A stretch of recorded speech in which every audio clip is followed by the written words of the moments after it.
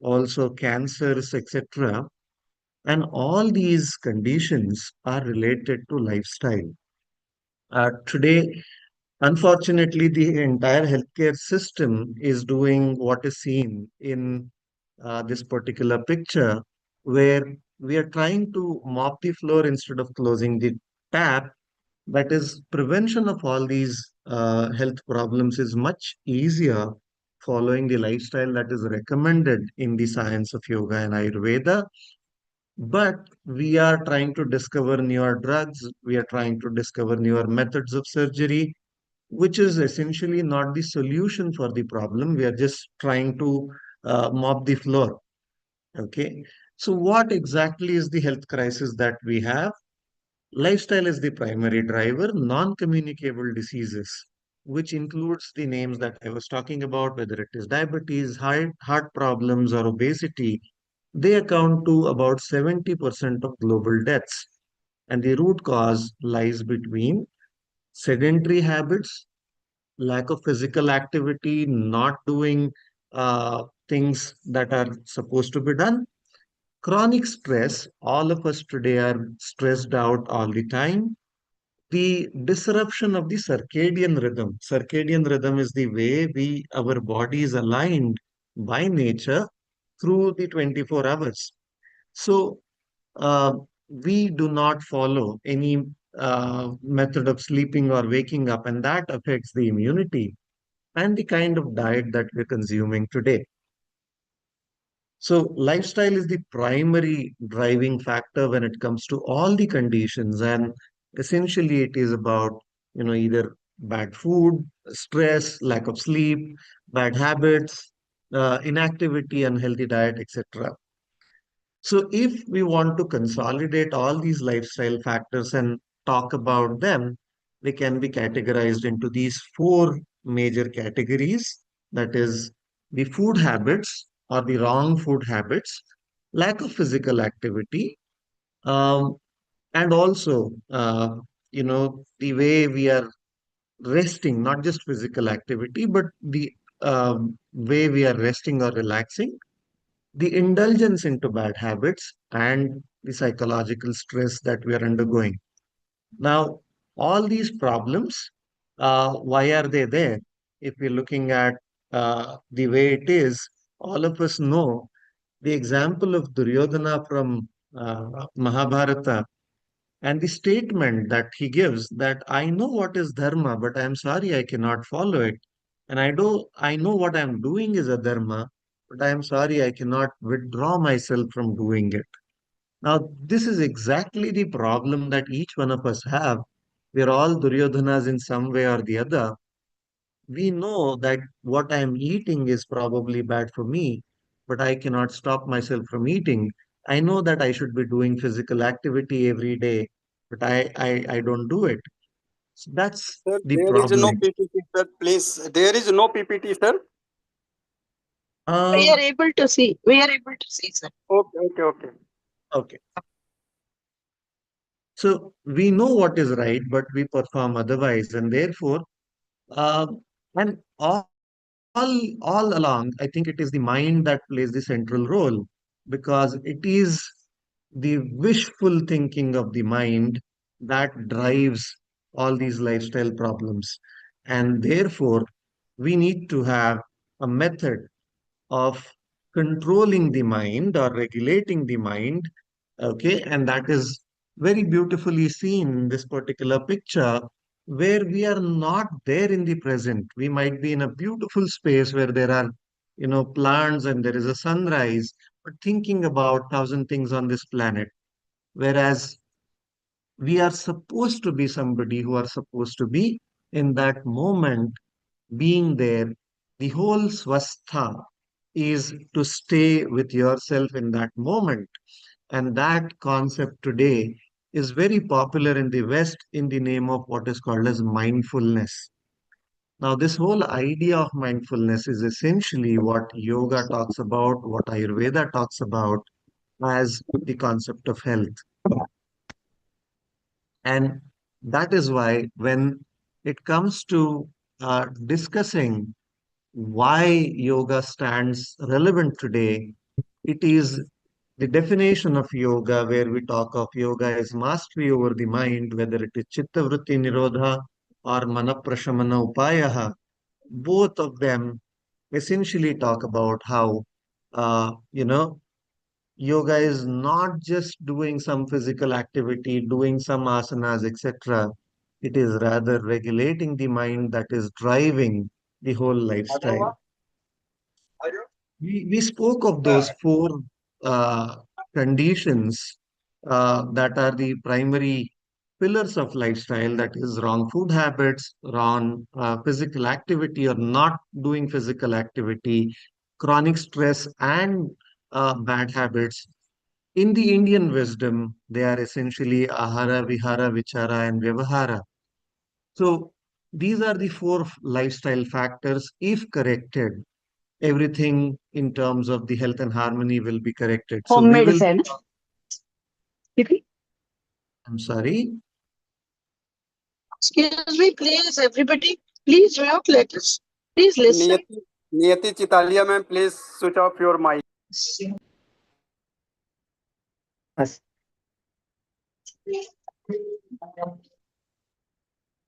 So essentially, what we're going to talk about is how in Indian wisdom we are talking of all these factors, whether ahara, vihara, vichara, and vyavahara are discussed, and how in context of yoga we should actually be following this. So, lifestyle is not just the way we live things, but it is today a form of medicine. Today, there is a college in America which says American College of Lifestyle Medicine, and it has fellowships that are given. So, what we're talking about is that there is a huge influence of the lifestyle, not just in terms of living the right way, but right from the genetic level to the way a human body becomes resilient to the fight and flight situations that we are coming across every day. How do we manage all of that depends on the lifestyle that we follow. So, talking about the first thing that we're going to discuss today is ahara.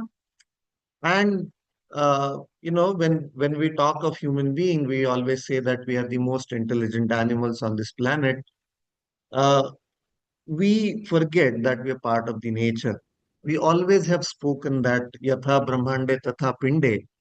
So all of us are part of nature, and everything that is part of the nature is also us.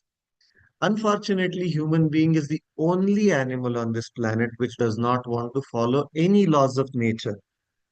There is a circadian rhythm to every animal. There are animals which are nocturnal. There are animals which are, awake during the day. But we do not have any time of sleeping or waking up.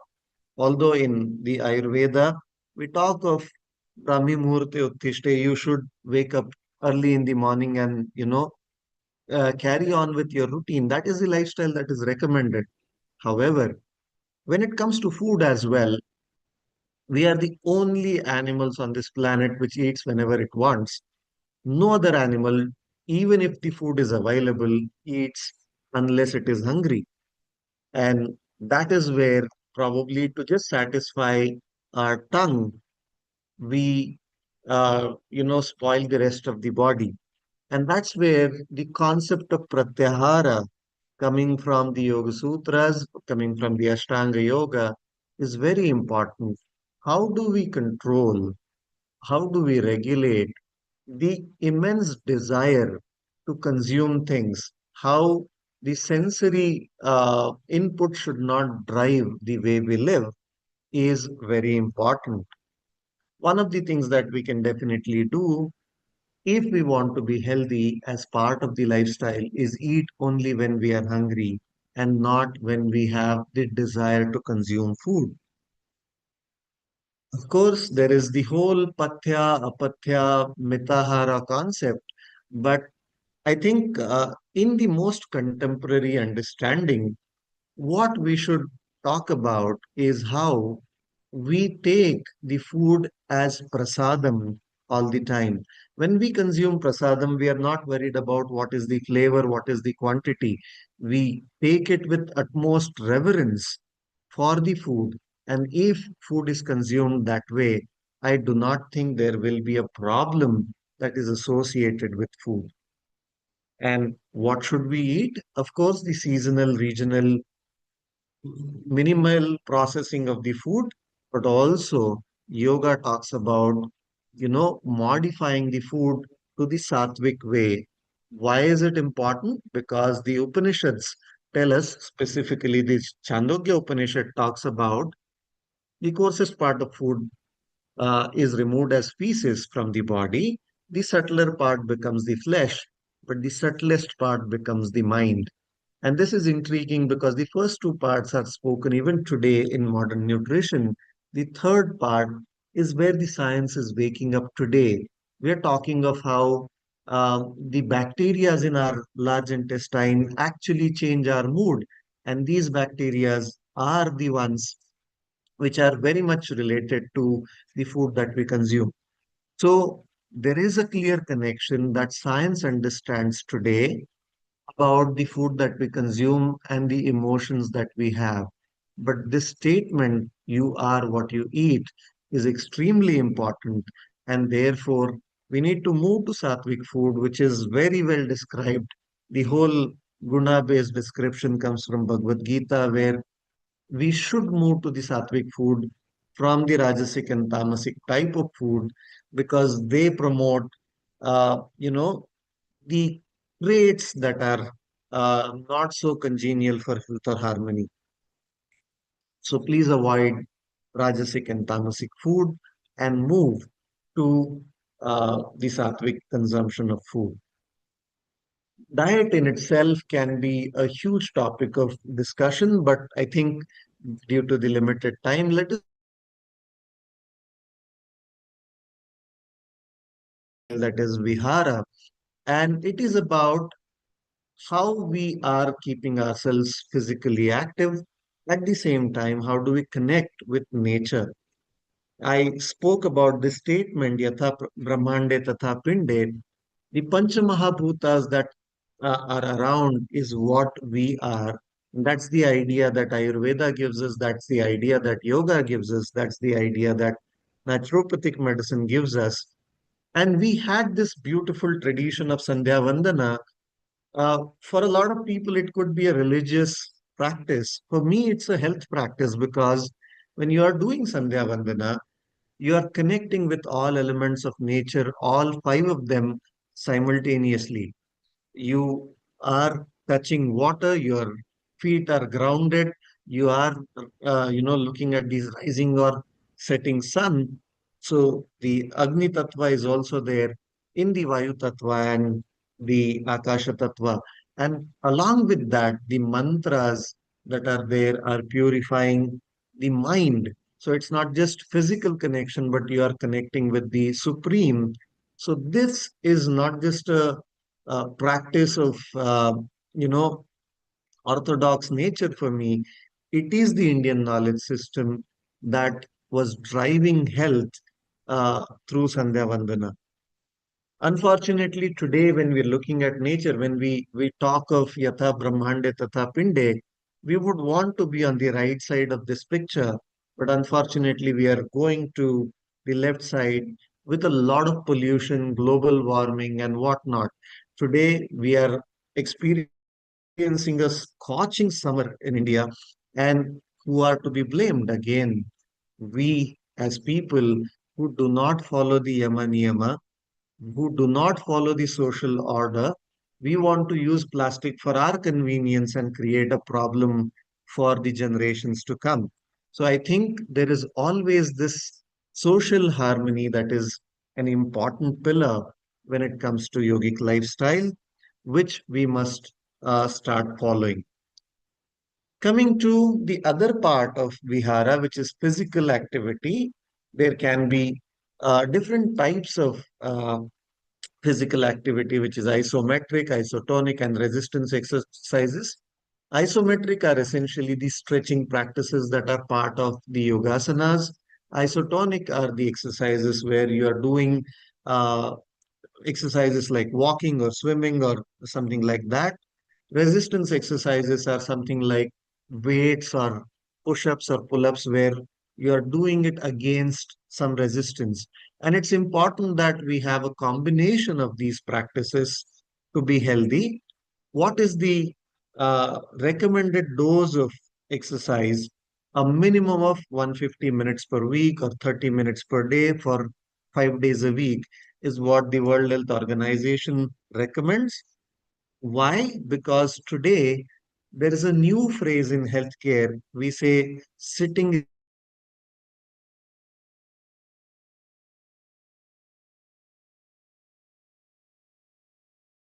medicine. Sitting for prolonged hours is very similar to the kind of health consequences that you would have with smoking as well. And therefore, being physically active, incorporating those practice of Surya Namaskara or asanas is essential for us to be healthy.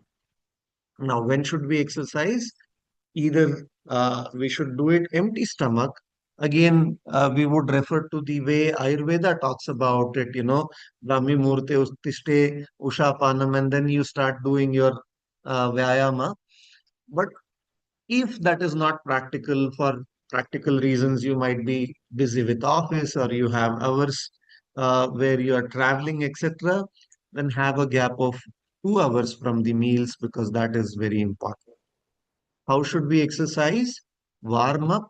Abruptly do not start exercising. And that's again where yoga, the way yoga practice is done is very, very nice because you start with Sukshma Vyayama, Shithila Vyayama, then you go to asanas, and then, you maintain that uh, increased heart rate for some time, but you end with cooling down where you're doing some form of relaxation or some sort of meditative practices to cool down and you're going back to your activities. The third part, where again I think yoga is the most crucial method, is the vichara, the thought process, the emotions with which we have problems today. Today, we are attributing right from acidity to cancer, from simple, weight gain to all the hormonal imbalances to, you know, heart problems. Everything is associated with the mind.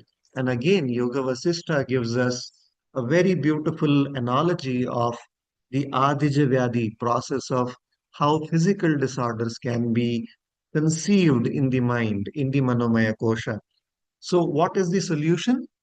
From a distracted mind, we need to focus our mind. And the best way of doing that is perhaps, the practices in yoga, right from dharana to dhyana to reaching to a state of samadhi.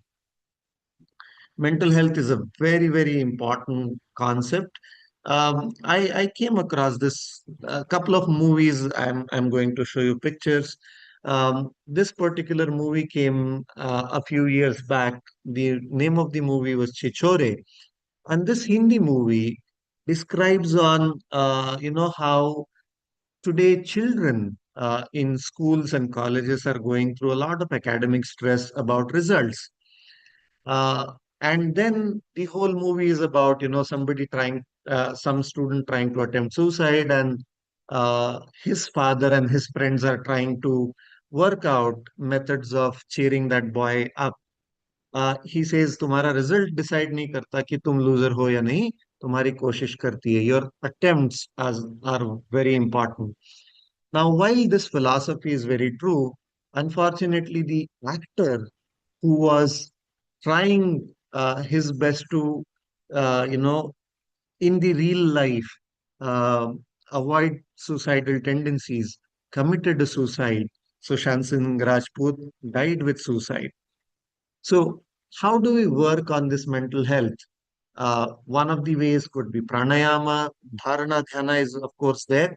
And again, pranayama is very well associated. We understand that breathing is associated with the lifespan. The faster you breathe, The shorter the lifespan is of that of, say, dogs, whereas the longest living animals on the planet, the ocean turtles, they breathe at a very slow pace. And therefore, just regulating that breathing can bring in a lot of changes in the mind. Hatha Yoga talks of how chale vate chalam chittam nischale nischalam bhavet. And therefore, yogis were very, very intelligent in regulating their breath to regulate the mind.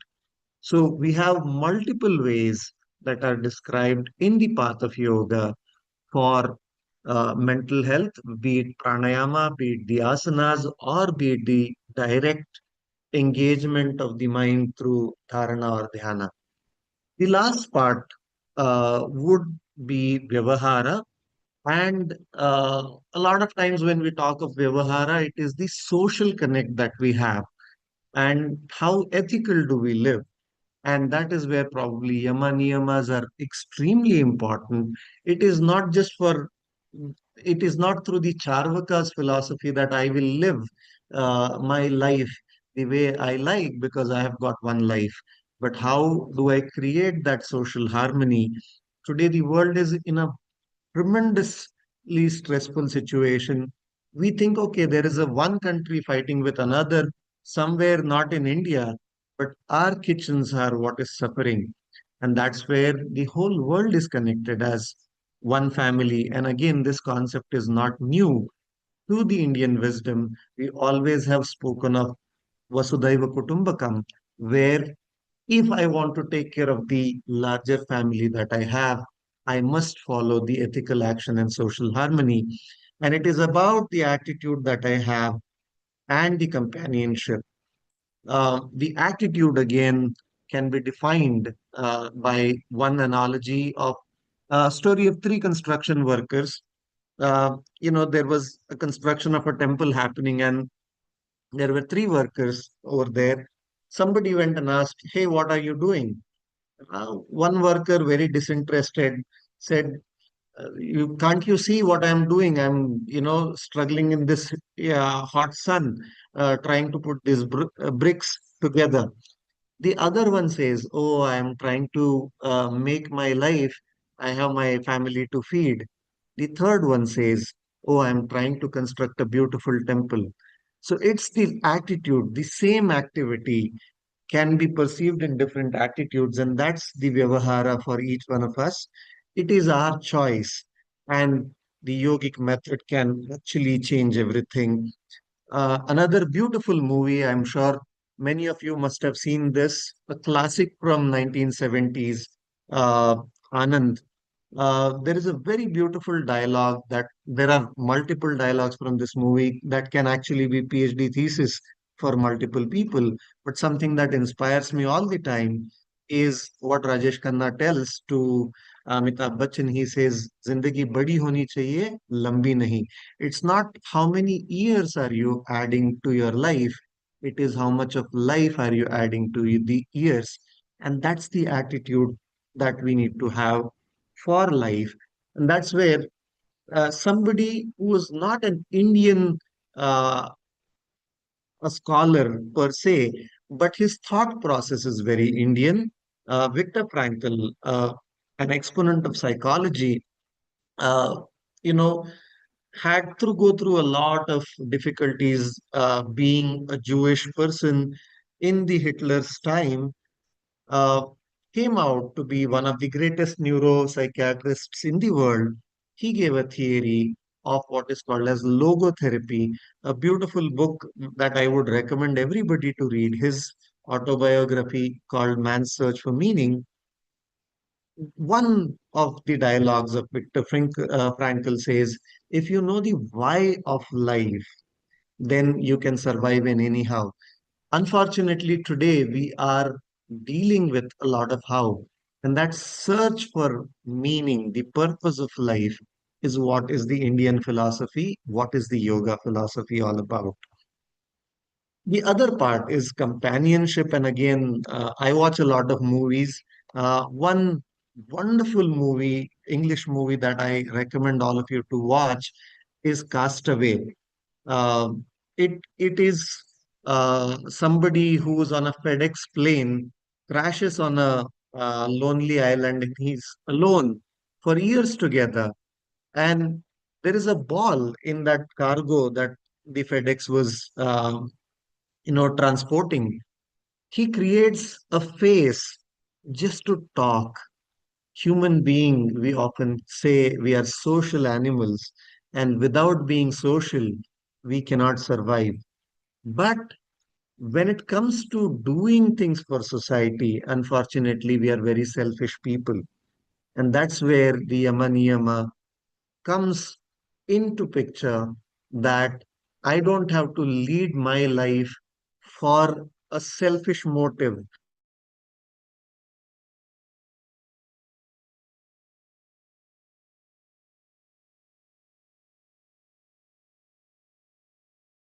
life for my actions would be, is again the philosophy that should drive the way we live. The difference between illness and wellness essentially is converting I to we, and everything will be changed. We have heard this phrase that shared joy is double joy and shared sorrow is half the sorrow. But unfortunately, how much we actually share and how many people do we have for sharing? So that's the challenge that we have.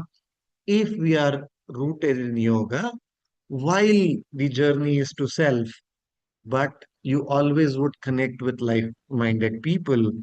And I think another great neurologist and a health expert, Bernie Siegel, he says the simple truth is that happy people generally don't get sick.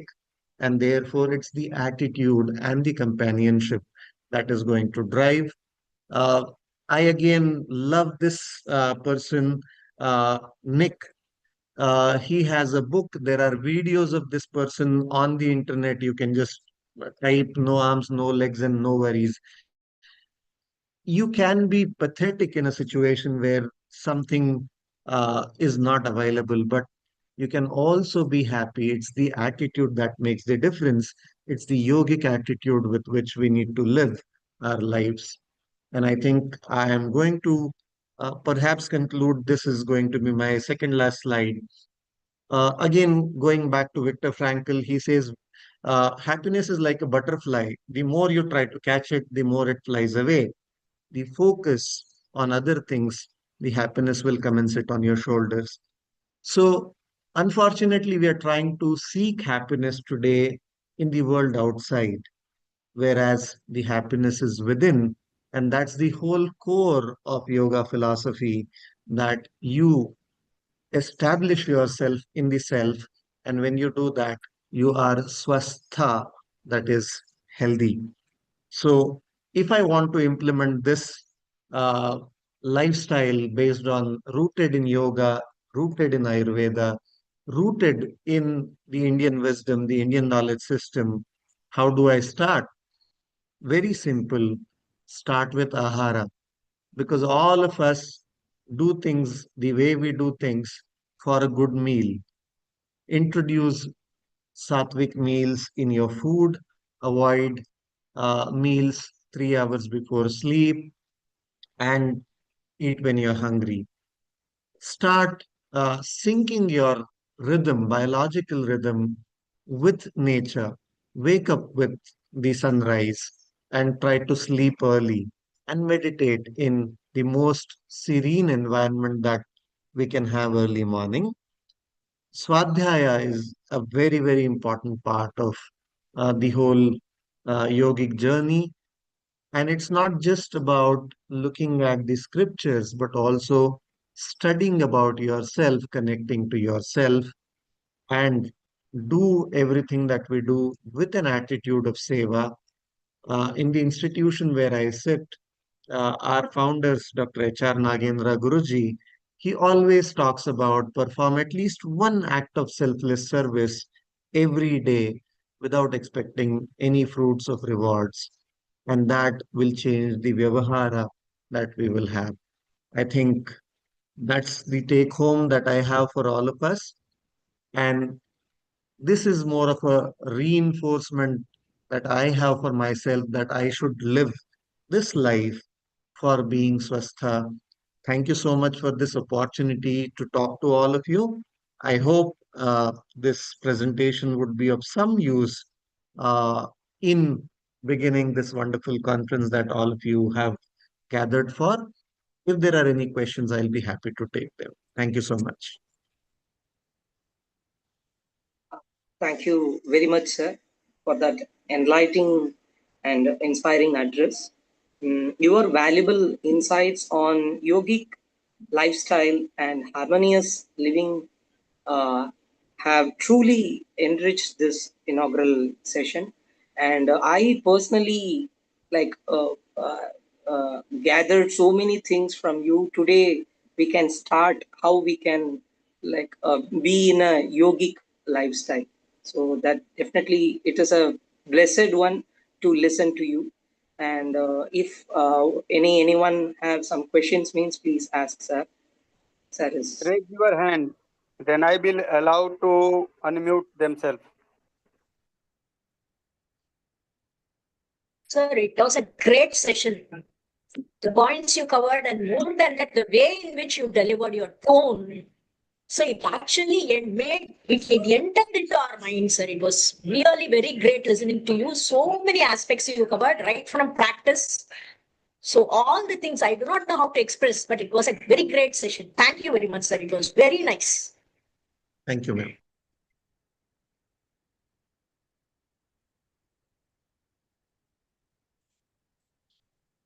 And this question was answered in your session, sir. I'm having this doubt for a long time. I think from 14, 15 years I'm having. Whenever we are meditating, we could not meditate properly because we are having so many distractions. And so how to do it, you have answered in your session. Is there any tip for the meditation, especially when we are starting by doing at least 2 minutes of meditation or 5 minutes of meditation without distraction? Already we do have the reference from Yoga Sutras that it is about Abhyasa and Vairagya. And often we say that I have tried, but it is not happening. The question is, have we tried enough? Uh, if there are, say, 100 steps uh, for a temple, after reaching 99 steps, if we start saying, oh, I have tried so much, but I have not reached the temple, we might just end up coming back from the 99th step. That one leap that was required at the end probably is what is required, and therefore Dirgha Kala Nairantarya Satkara Sevito Drudabhumi is essential.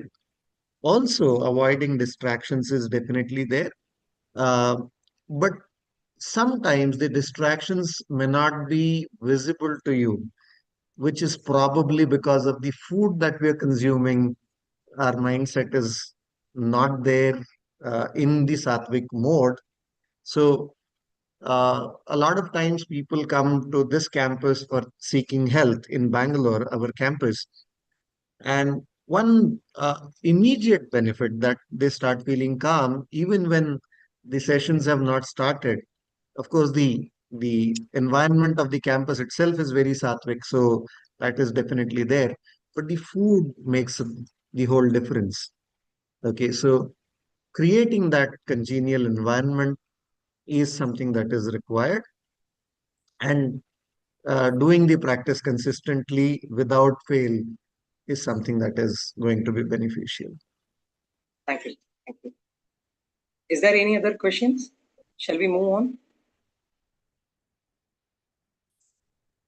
And the next resource person is also here with us, Madhumita Krishnan ji, and Gururaj Manjunath ji is also with us. So hearty welcome to them.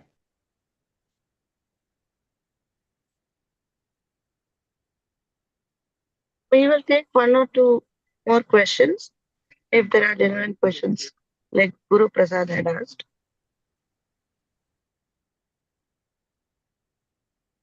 Sir, one more question is there for me. If you are prescribing sattvic ahar only, so in our traditions, most of the traditions, especially in South India, they are adding whatever pepper or the chili. But in our custom itself, it is there. Should we follow the same, or should we totally avoid those rajasic or tamasic items?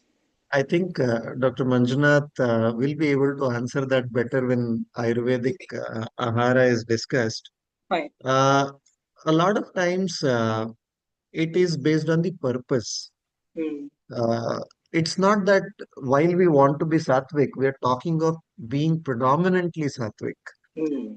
Without having tamas, you cannot sleep. Without having rajas, you cannot perform your duties. So it is how do you balance? Yes. Okay. Mitahara is the ideal ahara for somebody in yoga sadhana all the time. Hmm. But if you are also engaged with worldly activities, you will have to also have that balance. Okay. Definitely, sattvic ahara is going to be beneficial, but you will always have some component of rajas and tamas in your ahara. You cannot avoid that. Uh, and it should be fine. It is not a problem.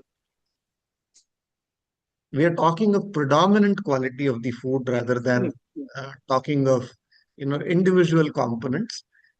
In fact, just to ask you in very simple terms, if there is a plate full of food, Hmm. how many chilies can you put?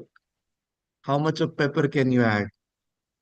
It's in Little a bit of very minimal quantity. So minimum. that is the amount of rajas that is required for you to continue to have that drive. At the same time, have the sattvic food as your predominant food. Fine. Thank you for it. And an additional thing, SAR has already contributed for Swayam courses in the name of Sir. Yoga for concentration and yoga for anger management is available. You can, I think, in Neptal you will get it. All the courses which are curated by our uh, uh, Sauji sir. And okay, so as we are concluding this session, thanks once again for Dr. Sauji sir. We shall now proceed to the keynote session of today's conference. For that, I request Dr. Durga Parameshwari ma'am to uh, take over.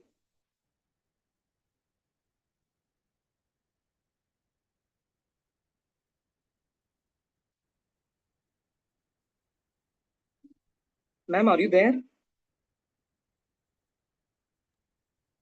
One second, I'll see if she's.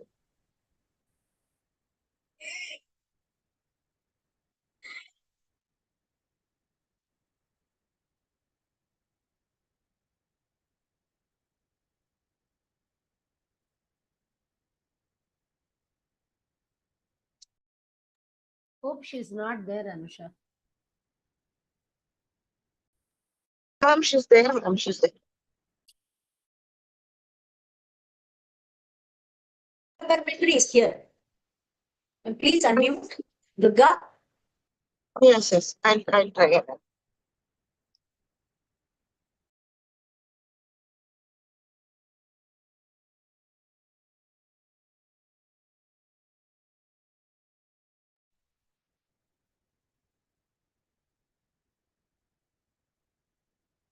Hearty welcome to you, ma'am. It's so Namaste, ma'am. nice. Say. Namaste, ma'am. I'm audible, ma'am. Thank you. Yes, sir. Yes, you are. Yes, you are. Thank you, Guru Prasad ji. Shri Gurubhyo Namaha. Sadashiva Samarambam. Shankaracharya Madhyamam. Asmadacharya Paryantam. Vande Guru Paramparam. Shruti Smriti Purananam. Alayam Karunalayam. Namami Bhagatpada Shankaram Lokash. Namaste to one and all present here. I welcome all to the 3-day online international conference in Yoga and Ayurveda, the foundational pillars of Indian lifestyle. I'm happy to welcome our guest, Dr. Madhumita Krishnan from Dhanvantari Ayurveda Clinic, Bengaluru. Welcome, ma'am. And I also welcome all the dignitaries who are present here. It's a great privilege for me to introduce today's guest, Dr. Madhumita Krishnan. Dr. Madhumita has acquired her BA-MS, that is Bachelor of Ayurveda Medicine and Surgery from Rajiv Gandhi University, Sri College of Ayurveda Science and Research, Bengaluru. MD from Rajiv Gandhi University, SDM College of Ayurveda, Hassan. Her professional work experience. She is presently working as a childbirth educator with Super Bottoms from 2024, working as an Ayurveda consultant with Swadhyaya Uru, Meno Wellness Hub with ABC from 2023. She is also working as a childbirth educator with birthing classes by Dr. Madhumita from 2022. She is working on the Board of Studies BWOC program TDU from 2021. She is working as a consultant with CABHN TDU, KYM, with Sri Mata Arogya Dhama, Hyderabad, Sri Clinic, Bengaluru, and Dhanvantri Ayurvedic Clinic, Bengaluru. She has also worked as assistant professor in the Department of Kaumarabhrithya Pediatrics at Athreya Ayurveda Medical College and Hospital. She has made about 37 Ayurveda presentation. Some of them are 11 sessions all over South India about the basic principles of Ayurveda. She has presented about online videos on the topics like newborn care in Ayurveda, diet for the child, etc. She has also presented an introduction to Ayurveda pediatrics at CMI Hospital, Bengaluru.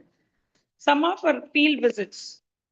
Dr. Madhumita visits Banaras Hindu University, Varanasi, Kotekal Arya Vaidya Shala, Kerala, Madhuram Narayana Foundation, Chennai, Tilak Ayurvedic Hospital, Pune, Punarvasu Hospital, Pune, Amrita Ayurvedic College, Kerala. The papers and articles presented by her are some of them are feeding of a newborn child, clothes of a newborn, pregnancy care in Ayurveda, a breath of fresh air, etc. are the articles presented by her. She has participated in seminar on Arbuda in Udupi, Global Ayurveda Festival Kerala, and integration of yoga and Ayurveda. The languages known by the doctor are Tamil, Hindi, and English. She understands Marathi, Kannada, and Gujarati. Her special skills are she is proficient in Word, PowerPoint, and Excel. Her hobbies are writing, listening to music, trekking, reading, playing squash, and playing violin. Her special achievements. She has been awarded the first place in singing and playing the violin during graduation. Best Paper Award in Understanding of Cerebral Palsy in Ayurveda at Wardha.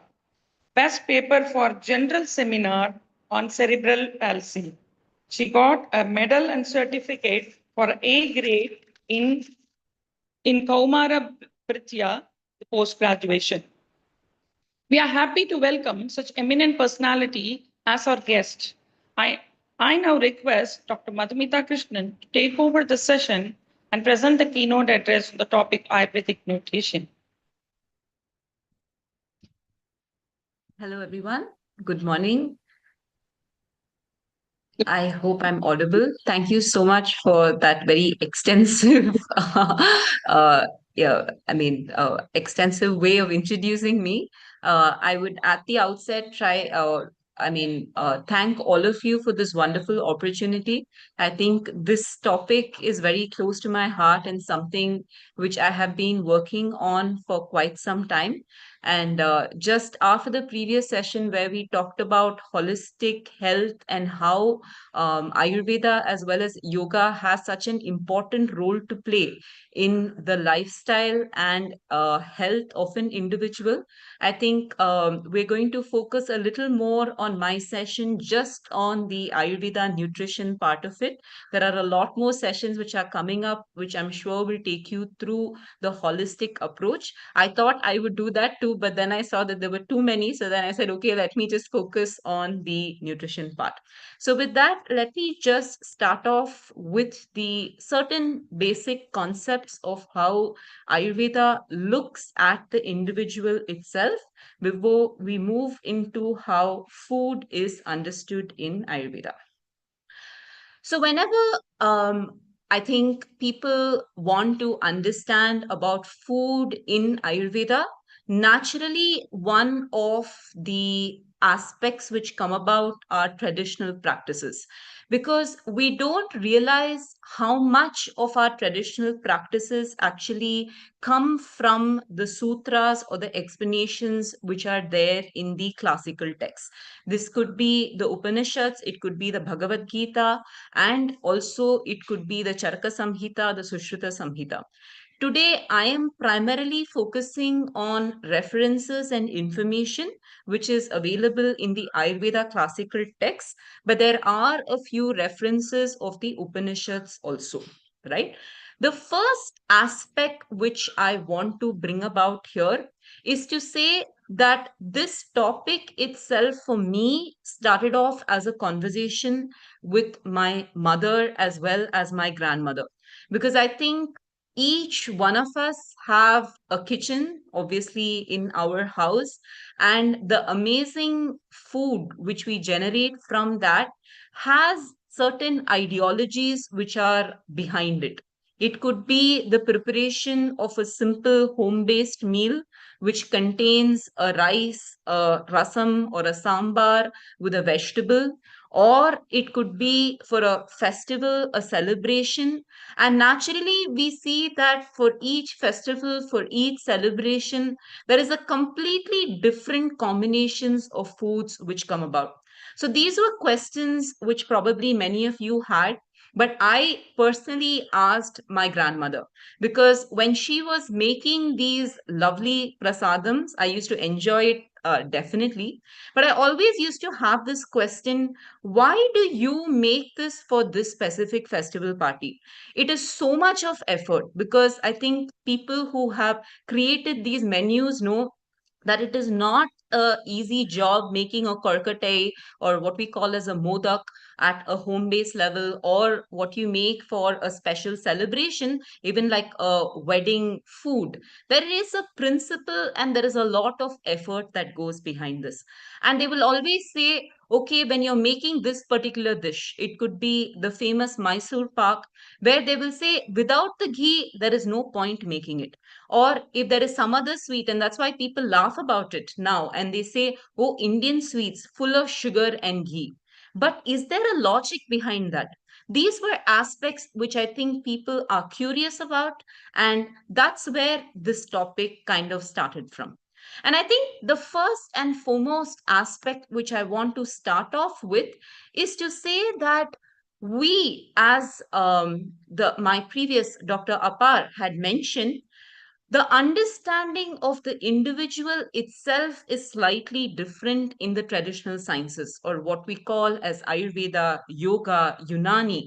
All of them look at the functionality of the body in a very, very different way. I'm very happy to see that there are so many people who are aware of this. For me, it was absolutely new when I entered into this world, because till then in high school, all we learn about is about how the body is understood in terms of the different systems, such as the respiratory system, the digestive system, and of course, the musculoskeletal system, the nervous system, and so on. But then we realize that that is one perspective, that is one way of understanding how the body or the human body functions. There is a whole different other way, and that starts with this concept that Yat Brahmande tat pinde, where we are considered to be a part of the greater cosmos, or what we call as the Brahmanda. And the concept goes that whatever is there in this external cosmos is also present within us. And there is a deep interaction of us as individuals along with the environment around us. And this mostly, as most of you may be aware of, but anyway, I will mention it, is understood in terms of the Panchamahabhutas. So, one of the fundamental principles of understanding the human body and the relationship that it has with its environment, of course, is through the Pancha Mahabhutas. But I'm not going to go into the details of that because that is a completely different session. But what I want you to understand is that when I'm looking at the human body right now, I'm not looking at it in the perspective of the different systems, in the systems of, okay, we require energy. So the food which we eat is basically a source of energy. Rather, I'm looking at the functionality of the body in terms of what we call as the doshas, the dhatus, the malas, and so on. So, just to read this small aphorism, which is again fundamental principle in Ayurveda, this says the understanding of the sharira or the physical body. It says dosha dhatu mala moolam hi shariram.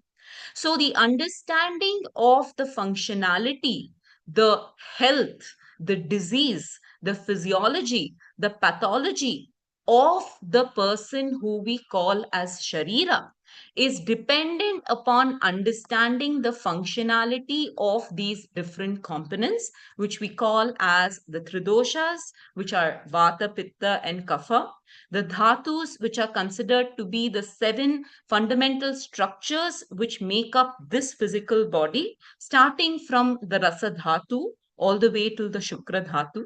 And then we have the Trimalas, which is basically to help us understand whether the functionality of the body is normal or not.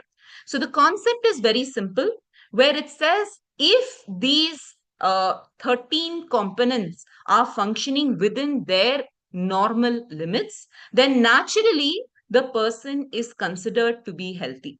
And this is defined in a shloka again in the Sushruta Samhita, which says Samadhosha Sama Agnishcha Samadhatu Malakriyaha Prasanna Atmendriya Manaha Swastha iti abhidhiyate. Again, something which we did start off on the previous session, which is to define health or well-being in an individual. So in that you can see how all of these components come about. Again, this is one part of the understanding of the individual. Now, the main focus through which I am coming of understanding the health of the individual, how to promote it, how to protect it. There are three fundamental aspects or pillars which are explained in Ayurveda. These are what we call as Nidra, Brahmacharya, as well as Ahara. We had components of these again discussed, and they will probably be discussed again. I am primarily going to be focusing on the ahara component of it, or what can be defined in the following manner. Here again, this is a reference which says Patyam Pato Anapetam Yadyacha Uktam Manasaha Priyam. This itself defines the concept of ahara very, very beautifully. So it says the food which is suited to you, the individualization begins from there. It says not everything is suited to everybody. There are certain things like that. But specifically for you, if I wanted to make a specific diet plan or your ahara which is suited to you, it is not only something which is nourishing your body, but it is also something which is satisfying your mind. And the importance which is given to this is absolutely fundamental. Where we have a lot of people, I have worked with a few clients where people come to me saying, I was on a diet plan for the longest time, but then what happens is I'm not able to sustain it. I'm not able to follow it because for that type, for that time span, I don't mind giving up all my favorite foods, etc., and living on salads and something like that. I don't know why people don't like that, but that is a perspective, right? But the point is that in the long term, none of these restricted diets are possible, because our body does crave certain things. It wants a specific balance, which we will talk about. So that's where the satisfaction of the mind is as important, where the person is enjoying the food that they have. And that is where this understanding of specification of food is absolutely important. So we can understand food under three major headings. The first is where food is considered as the source of health for both physiological as well as mental balance. So this says if you have the right kind of foods, then naturally it is not only going to nourish your body, but it is also going to nourish your mind, as we saw in the reference from the Upanishad. And this is something which is going to help maintain health. Then the second point says this food itself can become the cause of disease. Let me just give you an example of what I mean here. So you may be having the best of foods. Like for example, let's take the example just simply of milk, right? Now, milk, yes, in the present day, there are many issues which are surrounding it. But in Ayurveda, we consider it to be a rasayana, something which can be had on a daily basis. Now, there may be somebody who loves milk, is able to digest it, is getting the best quality because they have a cow in their house, which is a part of their environment. They love it like a family member. And therefore, the milk which is coming from that cow is the best quality, right? Now, in case this person, instead of having a glass of milk, which is what probably is suited to them, because they say, oh, I have a cow and it's the best milk, I'm going to have 10 glasses of milk in a day. Now, naturally, that becomes heavy on digestion and can lead to issues such as digestive disorders, simply put, like diarrhea, vomiting, so on. Now, was the milk the problem? Absolutely no. It is that it was not had in the right quantity. Similarly, let's just say due to various reasons, a person comes at night, in the middle of the night, they're super hungry. And at that time, they just have the plain rice kanji, the simplest food on digestion. They have it at that time. But they're not able to sleep. They have a stomach pain. Is the kanji at fault? Absolutely no. The time at which you had it is not right for the body. So, the concept of where food can become a disease is not with the quality of food alone. That is an aspect to it. But in the quantity you have it, when you have it, is as important, right? And finally, if the source of the food itself has become the disease, then we utilize food as a form of medicine, right? And the way in which we approach that would obviously vary. It can be in the form of spices, it can be in the form of if you had severe water loss or dehydration due to vomiting, diarrhea, etc., then the type of food which you give as treatment will be absolutely different. And this is where we again get a beautiful reference in Ayurveda, which says Ahara is called Mahabhaishajyam.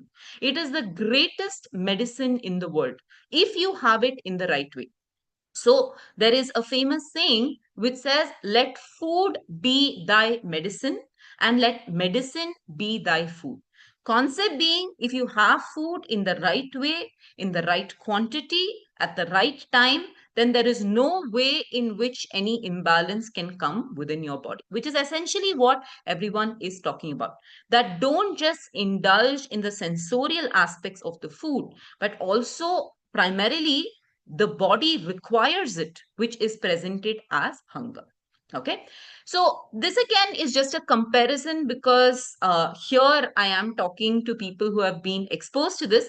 But most times when we have students, as I mentioned, I myself, when I was a student, it was very confusing to me because the food which was in front of me, we always understood it in terms of the 5 food groups or the macronutrients and the micronutrients, and how we need to have a balanced meal which contains all of these to basically help in nourishing our body. But the perspective of Ayurveda here is slightly different. The way in which it looks at the food is not through the terms of, I would say, the nature, as in it is not primarily related to whether it is a grain, whether it is a fruit, whether it is a vegetable. We do have these explanations also given.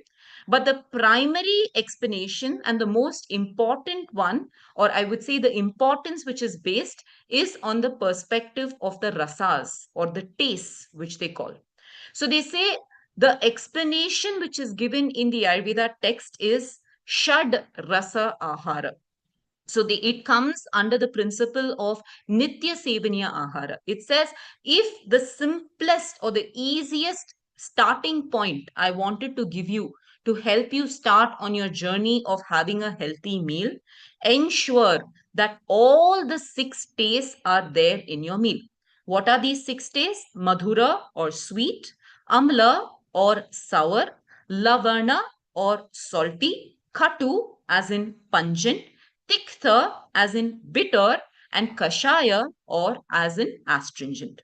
So the concept is that if you look at the meal in front of you, you may be like, I don't think I'm having all of these tastes. We will talk about how simple it is to add all of these 6 tastes. But what I want to put to perspective here again, when you're looking at that food, it is not only the number of calories. Am I having sufficient protein? Am I having sufficient carbohydrates, the right kind of carbohydrates, etc.? But more importantly, is it having these different components of taste which is giving me that balanced feeling? Because I can assure you, if your meal has all of these 6 tastes, the level of satisfaction which you get is definitely better as compared to a meal which is having only 1 or 2 tastes. Because most of our foods, if you see, are primarily sweet, sour, and salty. Maybe some places people are willing to add the spicy or the pungent taste to it. Bitter and astringent are completely missing, right? But the point is, only when you have all of that, and we'll talk about the importance of that, is your food completely balanced for you. Now, I'm going to take you through certain questions. As I said, this was a conversation through which this whole topic started. And we have found that there are so many inherent important principles which are based out of the Ayurveda classical texts and which have translated to certain traditions which we do follow even today.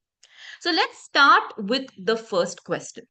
The first question, which many people tend to have in a group of people, let's say there is a family of just 4 people or even 2 individuals. It's more common in 2 individuals right now, where you have like a couple who is staying together. And many times I have people like a couple who comes to me and they are like, we want to follow a certain protocol because we are on the journey of health. So can you help us? So then most commonly when there are only 2 people at home, I can't make 2 different protocols, right? So you make a protocol and then both of them follow it. And what happens most of the times? Let me give you an example. So there was a couple who I was working with, and for the husband, actually, I had suggested a specific kind of diet because he had some issues with that. And obviously, the wife, because she could not make a meal for herself, followed the same thing. Now, what she found was the husband was losing weight in that protocol. She was not. So she said, how is this fair? We are using the same food, we're eating the same quantity, but how is it that he is losing weight and I'm not? Right? And when you go to like a simpler example, if I can give you, if you go to like a buffet or you go to a place where there's a lot of food which is available, you will see that there was one person who is extremely thin in your own family itself, who will eat like about 10 puris, 15 puris, and they will still be like a stick thin person. But then there'll be somebody else who eats like one puri, and then they'll be like, I can't eat for the rest of the year. I've eaten so much. I'm feeling so full. I'm feeling so heavy. Right? While that other person who's had 10, 15 puris will come back and be like, what is for dinner? And you're like, what? I just thought you just had food. Right? So there is surely this difference of the personalities, the digestive prowess, the metabolism in these individuals. And this is beautifully explained in Ayurveda in the terms of what we call as prakriti, or the inherent characteristics of an individual. The concept which I'm trying to bring out here, when I said not only that which nourishes the mind, but also satisfies, I mean, nourishes the body, but also satisfies the mind, it is also important that it is individualistic and something which is suited to the Prakriti. There are some foods which can be utilized in everyone, and I will mention them. These are things like rice, wheat, or moong dal, etc. There's a certain principle behind that. But if you see a simple thing like a bitter gourd, right, which people could hate or they like. Here again, a person I've been working with, her husband apparently loves bitter gourd, and she's been having bitter gourd every day. And due to that, she is having a severe vata imbalance in her because she has a vata dominant prakriti, and it is not suited for her. So this aspect that there are some foods which may not be suited to you is probably better understood by understanding your prakriti, which in turn will tell you what is suited and what is not suited to you. So that would probably be the first principle, I would say, when we think of Ayurveda nutrition, that we need to understand the suitability of the food based on the individual through their prakriti. Now, moving on to the next aspect, right? So, I have very specifically taken a banana leaf and a meal, which not everybody has on a daily basis. But the concept which I wanted to bring about is when you look at this meal, you can see the different flavors, the different textures, the different colors, the different, basically, when that smell as each one is served on your plate, you're like, oh wow, this has this flavor, this ingredient, etc. Right? This is the methodology through which actually Ayurveda explains food. It is a sensorial appreciation of what is in front of you. So they say each of your senses are able to appreciate these foods in a very different way. The first, of course, as I mentioned, is taste, which is primary, and we'll talk a little more about that. But even the sounds associated with food, like to give you a simple example, the papad, which is there on the the plate here. When you have that papad, you need to hear that crunch. You need to feel that crunch. If it was soft, it was limp. You're like, what is this? Why are you calling it a papad? Why? Because you want that specific sound which comes with that ingredient. Similarly, with texture, if the texture of what we call as a pachadi, or something which is meant to be soft and licked, etc., is hard, then you're not really going to appreciate it as is.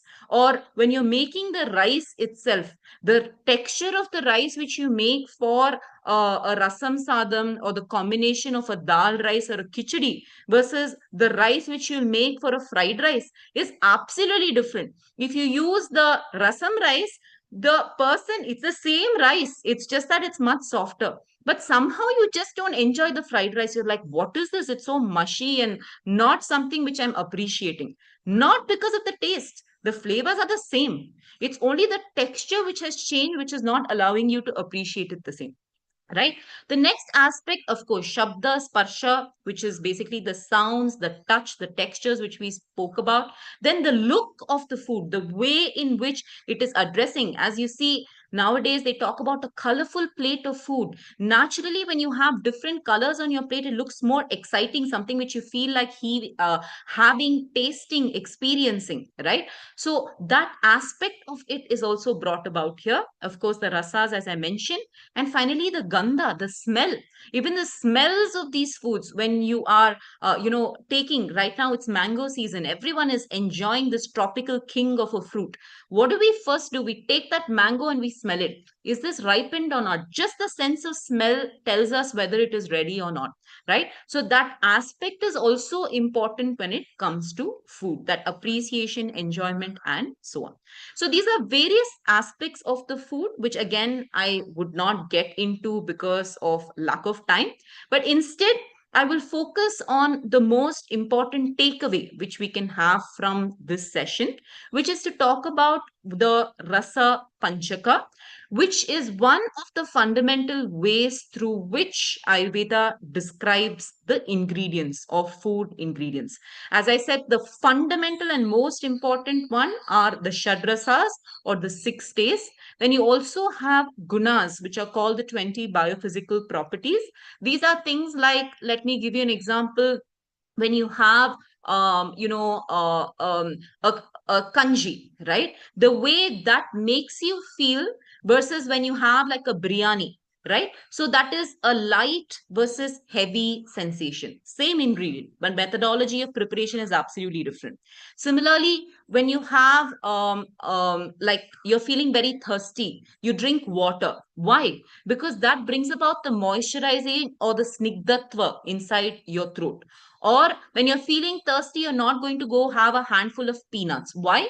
Because the peanuts are going to make you feel more dry. So those are the gunas of the characteristics which you feel when you put that ingredient inside your system. Then you have virya, which is what we call as the thermal properties. So this is commonly utilized, I would say, again in traditional practice, where they say in the summer season you should not have specific ingredients, right? They will say, oh, please don't have too much of hot natured foods because it will cause a heat in the body. And people, I think, are very they find it very difficult with the heat. Naturally, we live in a tropical country.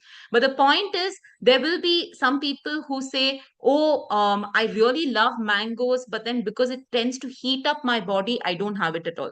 And I have a lot of patients who come to me and say, can I have Ayurveda medicines? I've heard that they're all heaty in nature. I said, that's not true. If we have heaty substances, we will have cold substances also, right? But the concept of this inherent virya in the winter season, they will say, oh, why don't you add more pepper in the food? There are some traditional practices, if you can see. I'll just give you one example. Generally, in the winter season, a lot more as sesame is used. Sesame is not so much used in the summer. And there is a very specific reason for this, because sesame is inherently hot. And therefore, you can only have it in the winter period. Well, you cannot have it in the peak of summer. Vipaka or the post-digestive taste, and of course Prabhava, which is the unanticipated biological outcomes. So this is like, whenever you get a packet from outside, let's say, which contains chips or any ingredient now, I would say even rice now, they've started putting this. They have the nutritive value. At the back, it will say, oh, this is the carbohydrate content, this is the protein content, etc. Like that, the Rasa Panchaka is the way through which we understand the inherent properties of the food, and therefore you match it. Once you know the Prakriti, you match the inherent properties to that. And I'll give you the importance of that with an example. Before that, let's talk about Shadrasa Ahara and why it is important to add all the 6 days, and also how easily it is. So I told you there was one question I always ask my grandmother: why are there so many steps? Like you're making one vetta korumbu, or in this case, I'm taking the example of a poha or avalaki, which you make, right? So you can just soak it, you can put salt, etc., and you can have it. But then most people, they are not satisfied by that, right? So let's see how you make this poha into and convert it into this, right? So fundamentally, of course, there is salt, because that is very important for adding flavor, taste to the food, right? And then most commonly, you can see there will be chili which is added, because people will be like, oh, without the chili there is no taste to this food at all, where you've added the pungent taste to it. Okay, then you can see you've put both coriander leaves as well as the curry patta, or what they call as the curry leaves, as well as the coriander, right? So you've put these leaves which have the slightly bitter as well as the astringent taste. Then most commonly you can see this lemon which is added on top, which gives it the sour taste. And then the poha inherently itself is sweet. So in such a simple methodology of preparation, what have you done? You've converted something which was primarily madhura rasa or sweet in taste, so something which has all these different components to it. And just think about any dish which you make. It could be a simple, as I said, a rasam, a sambar, the rice, and a vegetable. These components will be added into it. When you make a sambar, there will be a sambar podi which contains coriander powder, chili powder, it will contain turmeric, etc. All of these contains those different tastes which I was talking about. So in at least the Indian cuisine, I would say it is not a difficulty at all to have all the 60s, but it is important to add them. So if you're like, oh, today I don't have one ingredient, so let me not put it, then add it through some other way. Because when you have all of these 6 tastes, as I'm saying, that is one of the best ways in which you can make it suited to the body. So that is Shad Rasa Ahara, or trying to add all the 6 tastes into your meal.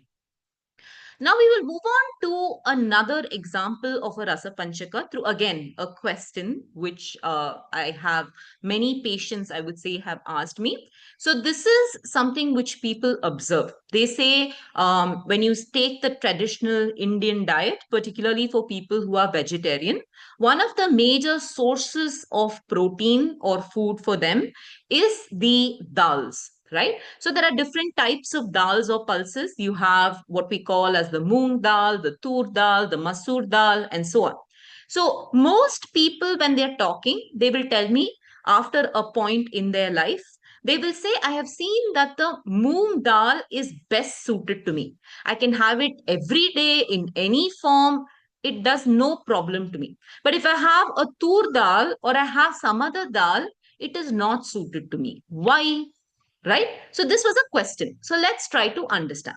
Okay. So here what I've done is I've taken the example of urad dal or the black gram, which we commonly use in the form of idli, dosa, etc. But of course, in that form, the effect is slightly different. I'm talking about it in the terms of what we call as a dal makhni, where you boil it, you add a lot of spices, etc. into it. It's a lovely dish. Okay. Versus you're making a simple yellow dal, yellow moong dal, which we call as a dal tadka, where you use the moong dal as the fundamental source. Okay, now I'm going to compare these two dals in the perspective of what we know as I said, the nutritive value of it, and compare it to the Rasa Panchaka, which is explained in Ayurveda. Okay, so the first which we have is the calorific effect. So you can see urad dal is at 347, moong dal is at 348, which is not very different, pretty much similar. Carbohydrate is at 59.6, while moong dal is at 59.9. Again, not a major difference. Protein levels also, there's only a 0.5 difference. Fat level also 0.2, insignificant if you take it that way.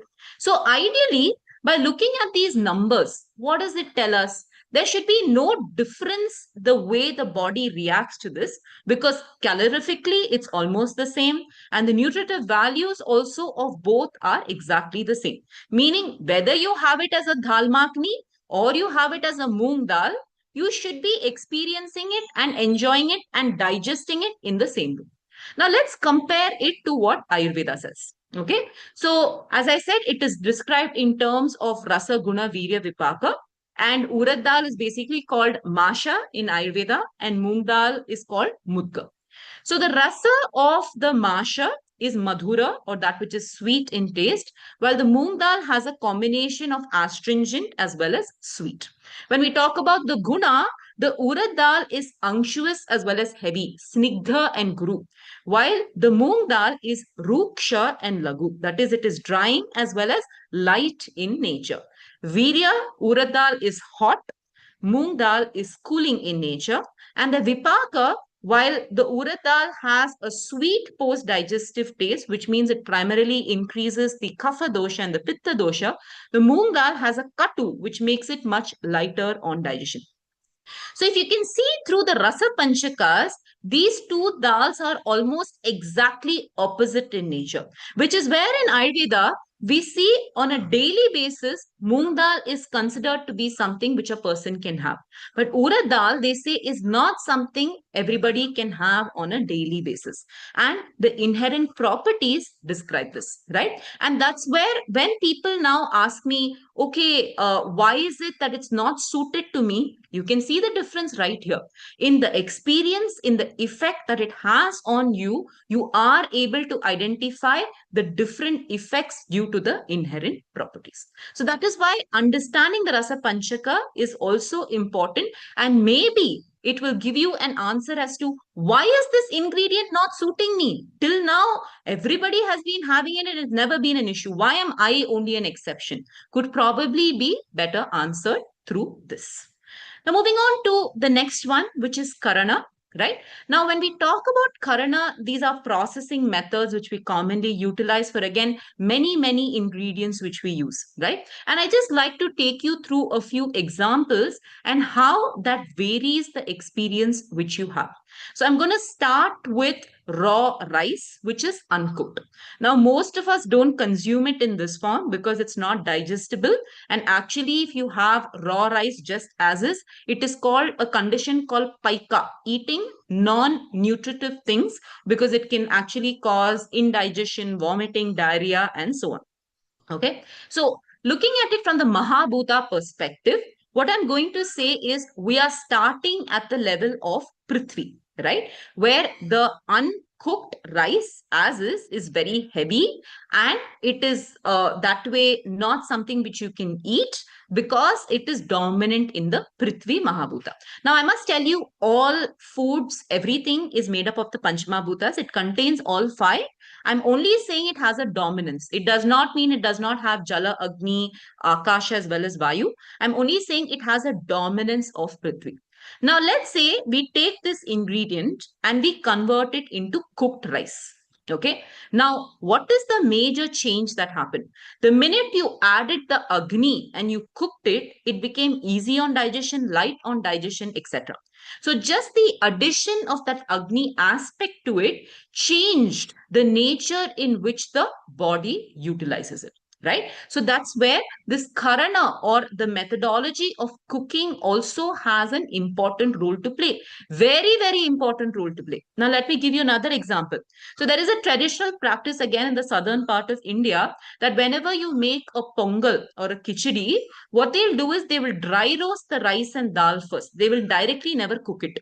They will say, no, to make it easier on digestion, first roast it first, and then they will wash it and they will cook it.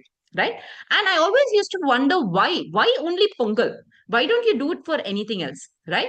And the reason, if you see, is when you are combining it with dal, again, it's a moong dal only, that is more difficult on digestion as compared to a plain rice. So the minute you dry roast it and then you do it, there are actually studies which show that when you dry roast food, the Akasha Vayaviya Tattva, they don't call it that. They call it the spaces. They say the spaces between the components are actually increasing, right? And you can see it under the electron microscope, how the distance between the molecules is increased. And they say that's probably where in a larger quantity, there is lesser food or nutritive value which is entering into the system. So just a simple brishta, as they call it, dry roasting it itself is changing the effect of the food on you, right? The last one, which I'd of course like to take, is where you puff up the rice, or what we call as mamra, puri, and so on. So this obviously is the lightest of them all. The minute you convert it, the rice, or this which we consider as snigdha, something which is moisturizing, oily, etc., is very different from the experience when you have the mamra or the what you call as the puffed rice, right? So this is where the karana is very important, how you process the food. For example, nowadays people will ask me, oh, is it okay if I have milk powder? It's the same nutritive value, right, as compared to milk. Just think about it. Is the nature of the milk powder the same as milk? Is it going to give you the same effect? No, right? Similarly, having a dal versus a protein powder. The difference is in how the body is going to assimilate it, because the karana is absolutely different. So something to think about when we are considering food. Now, moving on to the next aspect, there are just a few more. I will wrap up soon, right? So, the next one is what we call as samyoga, or combination of foods. So, there are certain food combinations which have to be done, and there are certain food combinations which they say, please don't, because they are viruddha in nature. So, this was again a question which I had. So, there is a very famous combination of combining carrot and methi, right? I used to wonder why. Carrot in itself is so beautiful. It's sweet, it's easy. You give a person a carrot, they will easily bite into it. Even a child will bite into it. But methi, it's bitter. Maybe I thought, okay, this combination of orange and green probably, is visually very appealing, and therefore they have combined that. I actually got the answer in the classical text, where when the carrot is there, it is inherently very, very hot, or what we call as pitta karaka. So they say, to balance out the pitta karaka, you need to add something which is bitter, because the bitter taste is the best to balance the pitta. So when you combine the carrot and methi, automatically it becomes more balanced and suited to the individual. So this is where probably again, going back to the example of Mysore Pak, there is also an excellent example of samyoga. I always used to, my mom is a nutritionist, and my grandmother, she used to make lovely traditional sweets. So whenever she used to make Mysore Pak, which was one of her specialities, we all used to say, what is this party? It's only ghee pak. Where is anything else? You're only putting the ghee and so little bit of the besan. Right. And she used to say, this is how you make it. Otherwise, don't eat it. Either you eat it this way or you don't. Because she didn't know the principle. She used to say, either you eat it or you don't. But again, I found the answer in the classical text. Whenever you're making anything with besan, if you see, besan is extremely drying, and it increases the vata as well as the pitta dosha severely. The only way to balance it out, in the classical text, it is written, if you use channa in any form, utilize ghee, otherwise don't. Right. So the besan, when you add the ghee into it to make the Mysore Pak, it balances it out, making it suitable for the individual. So that's where maybe some combinations are important. And for health purposes, if we remove one component of it, better not to have the dish, because it may be causing more imbalance rather than health in the individual. So now moving on to the next concept. So this is also something which we commonly see. So people say, oh, I am basically traveling here. Can I have the local food? Can I eat this? Can I eat that? Or I've seen, this is also something which I've seen, oh, long as I'm in India, the food is fine with me. But if I have the same thing somewhere else, it does not suit me. Like if I think about the best apples in the world, immediately I think of like Himachal Pradesh or Shimla, etc. in India. Similarly, when I think about oranges, immediately I think about Nagpur oranges, because they're the best flavor, best taste, and so on. And Alfonso mangoes, especially Alfonso. I know each state has its own special mangoes, and I'm not denying that they're tasty. But the minute you think of Alfonso mangoes, you're like Ratnagiri. It has to be Ratnagiri Alfonso mangoes, otherwise it is not Alfonso.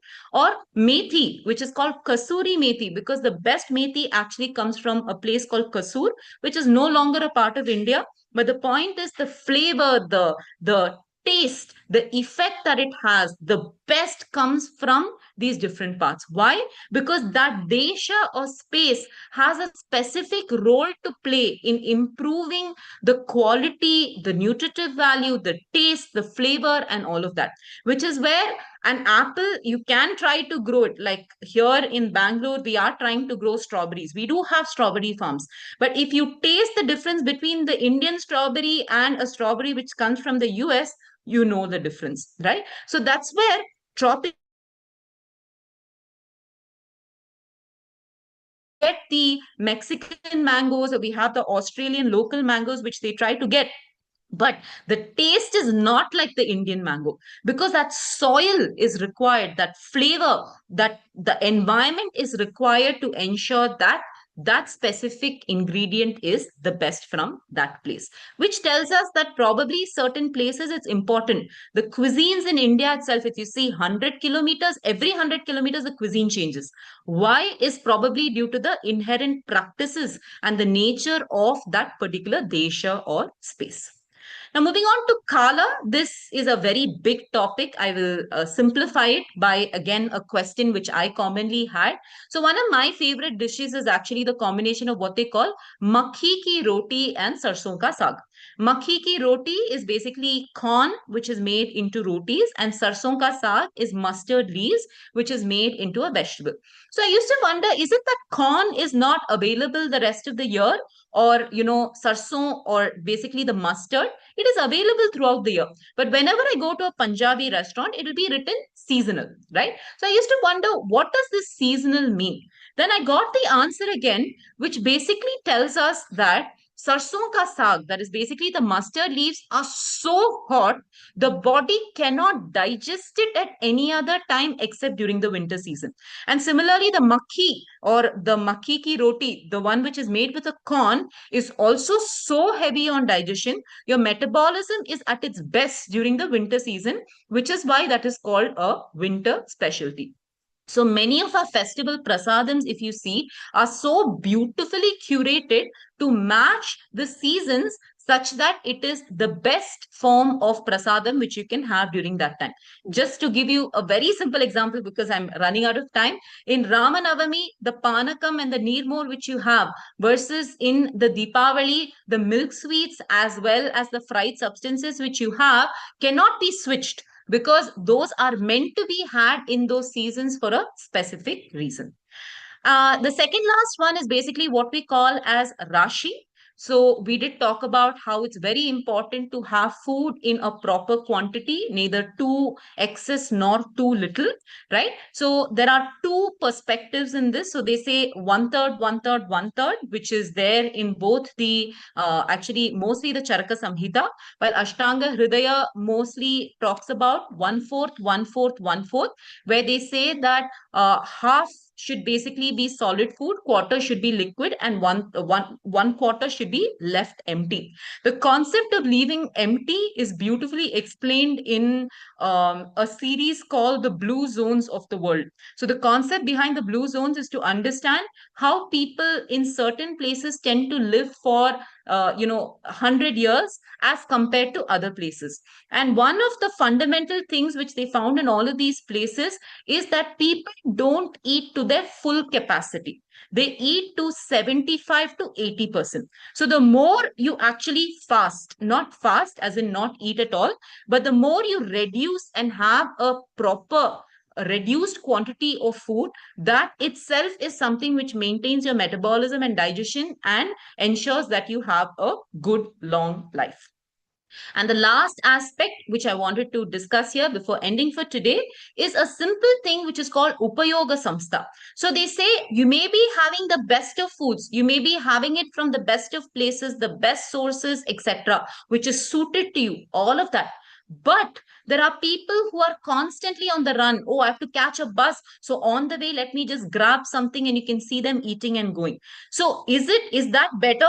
Or is it better to sit in one place and eat? So these are the rules which are explained. So they say in Ayurveda, it is very important to sit in one place. Choose a place which is giving you mental peace. Give yourself that 20 minutes to eat, because it is very important. To give you a simple example, why is the space so important? You're sitting at a restaurant, this actually happened to me, and you see a cockroach flying past. You don't feel like eating there, right? So having a clean, hygienic place is absolutely important.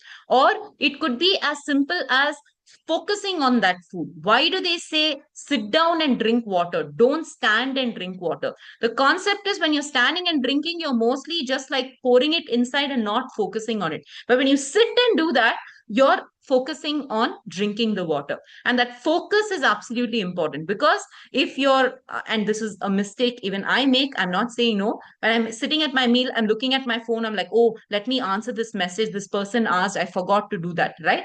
And what happens? I'm not focusing on my food. So naturally, my body thinks I'm in danger, and it actually redistributes my enzymes to take me away from that danger rather than focusing on digesting that food. So it's very, very important that we sit down, focus on the food and eat. And those are simple rules which are explained as the Upayoga Samstha. So I will stop there today. The concept which I basically wanted to bring out here is that there are many, many principles which come about. I focused on a few based on the questions which I had. But understanding food as only as a source of energy is probably wrong. It's an experiential process which gives us this, nourishment, health, etc. And therefore, matching yourself to the food which is suited to you is absolutely important. And Ayurveda nutrition is all about that planning, matching to ensure that the food which you're eating is working as medicine rather than something which is going to generate a disease and later utilizing the same food as a form of treatment also. So thanks again for this wonderful opportunity. I hope it was well within the time span. I think I took a few extra moments. If there are any questions, I'm happy to take them. Thank you, ma'am, for the wonderful and knowledgeable session. There were many takeaways from your session. Hope the participants have benefited from your session. Actually, you just said that food is a cause of food even is a cause of disease, and food acts as ahara as a mahabhaishajam. So food acts also as a medicine, and you also explained how an individual should choose how ahara depends on an individual. It is not common to all, and food. You explained also how food acts as a medicine, which cause disease, and how it should be consumed, how the food should be consumed, and when it should be consumed. All those things you said, and you also said about shatrasas and about desha, kala, everything. We had a nice takeaway, ma'am. I request if the participants have any questions to ask. Namaskaram, ma'am. I'm Dr. Shailaja here. Every time I had a small doubt, how can we recognize what is dosha in us, kapha, vata, pitta? Because sometimes I follow Ayurveda medicine and Ayurveda therapy, but I every time don't understand because hunger in me is more, that is Agni is more. So I drink lot of water, everything. But how can we recognize what tattva we have? Is it pitta, vata, or kapha? So there are first two aspects to this. The one which I was talking about was what you call as the healthy or your prakriti. So there are certain questionnaires which are available online through which you can identify that.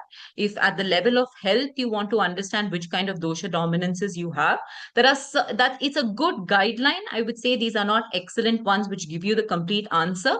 If you really want, you should actually get assessed through an Ayurveda wellness center. These people do have what is called a wellness score. They have certain examination points through which they can understand what kind of dosha imbalances you have, as well as what your prakriti is. So prakriti is one aspect which I talked about.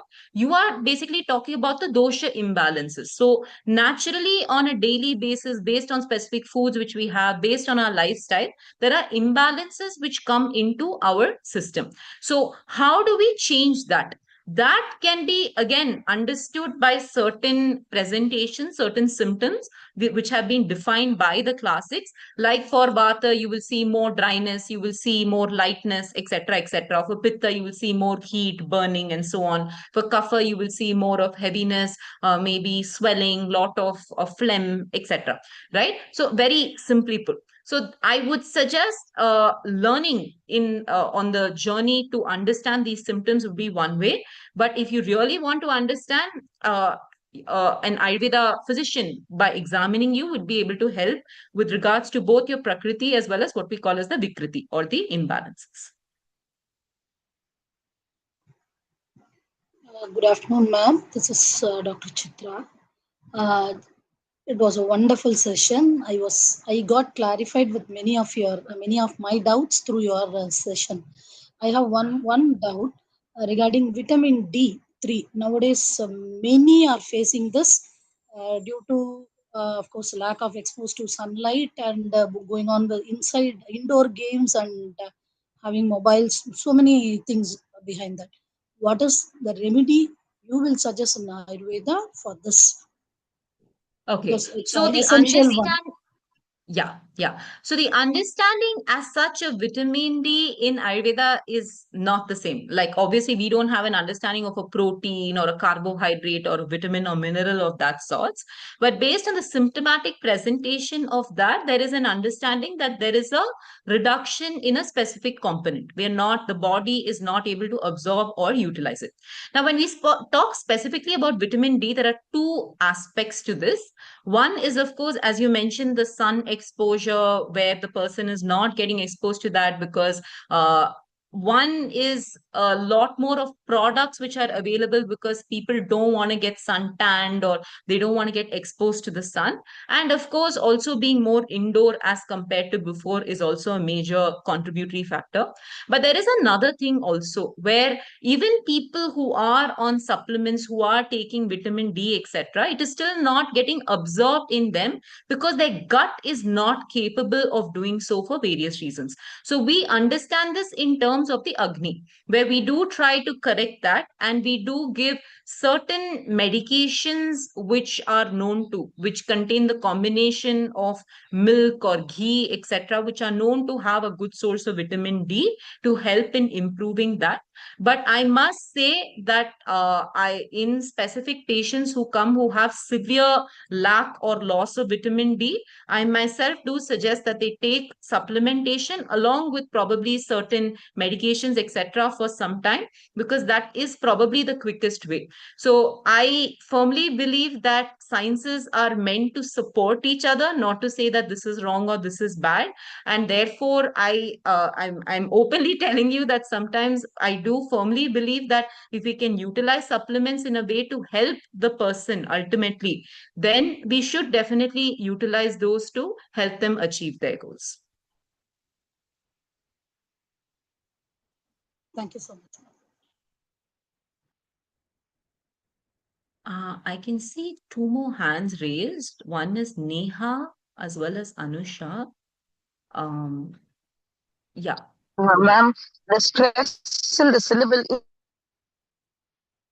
you spoke revealed the authenticity with which you spoke actually, and it was so enjoyable. And when you described those days, I mean, it was with that kind of fondness and that kind of authenticity. It was so relishing the way, even the way that you spoke. And on a lighter side, I wish I had your grandmother also for one of the resource persons in our international conference. Oh, yes, ma'am. It was an excellent session. Thank you for enriching us with this kind of, a downpour of knowledge. It was so beautiful. I enjoyed every word of it. Thank you. Oh, thank you. Neha, you've put It up your was hand. really so great listening to you. Hello. And my teacher usually says, whatever doubts you have in your practical life, all those are answered in our classical texts. So that is Ma'am, not one only in question Vedanta, from it is there in Ayurveda too. So it was so very great listening to you. And at this juncture, I would like to thank Dr. Prasad Shankar for introducing you to me. So we had a great session with you again today. Please convey my gratitude to ma'am, him also for introducing. 1 minute more, 1 minute more. Neha Prajapati, please. Yes thank you sir ma'am मुझे ये पूछना है कि actually थोड़ा सा topic से मेरा अलग क्वेश्चन है कि मैं योग से मेरा जो बैकग्राउंड है मेरा योगिक बैकग्राउंड है but I want to do panchakarma course तो कैन यू प्लीज सजेस्ट कि मैं कहाँ से कर सकती हूँ Oh, Panchakarma courses, there are a lot of diploma courses which are available. Obviously, Panchakarma is a physical experience. You need to be there and experience that. So I would suggest Yes. not to go for these online courses and go for a physical one. There are many colleges which offer like a 3 month, 6 month, etc. course, which is an immersive aspect where you learn about the basics of Panchakarma and so on. In my alumni, I'm an alumni of both Sri Dharmasala Manjunatheshwara College as well as Sri Sri College. In both of these, they do offer it. Here, I'm sure in SVyasa also it is available in their Sushruta College. So you can look it up and see what would be suited to you and choose that. Okay, thank you so much, ma'am.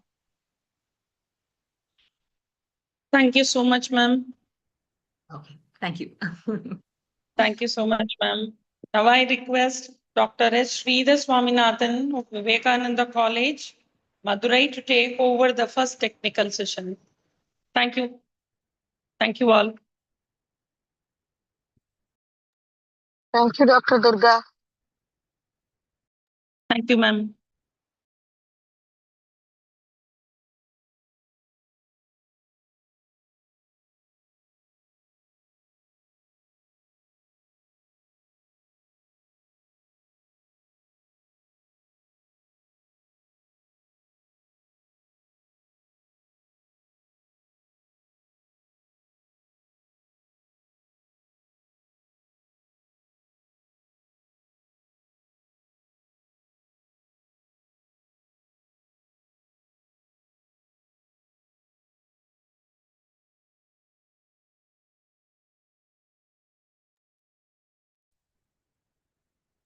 Sridhar Mahodaya, are you here?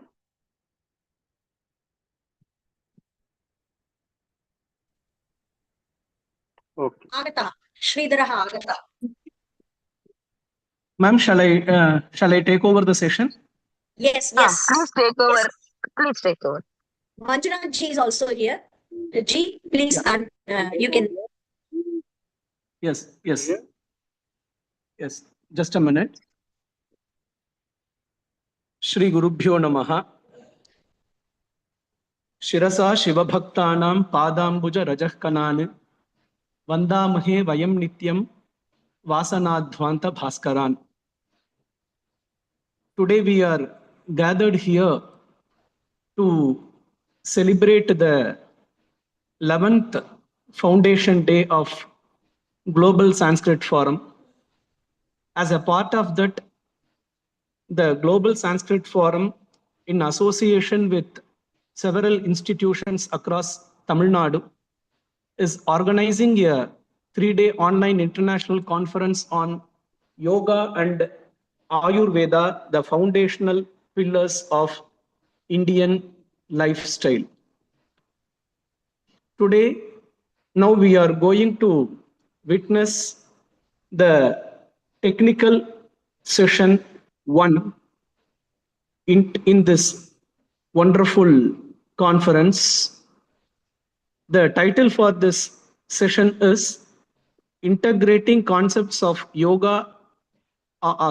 Integrating Concepts of Ayurveda and Yoga in Arogya. For this, we are having Dr.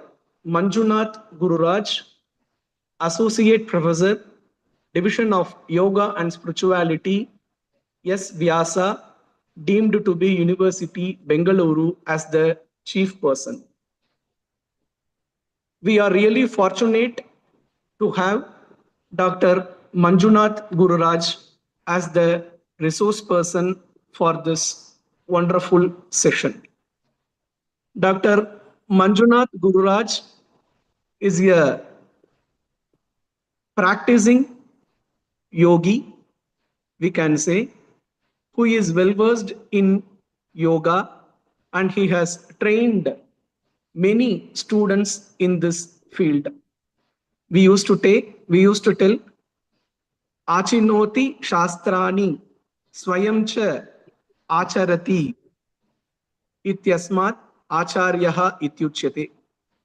He one who not only simply teach, but he also practices. Such a person is called as Acharya.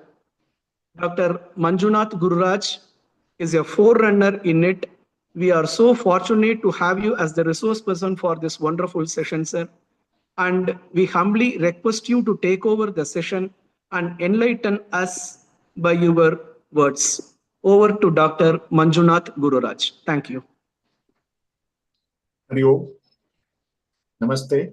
Hope I am audible and visible. Yes, sir, you are audible. Yes. Thank you. I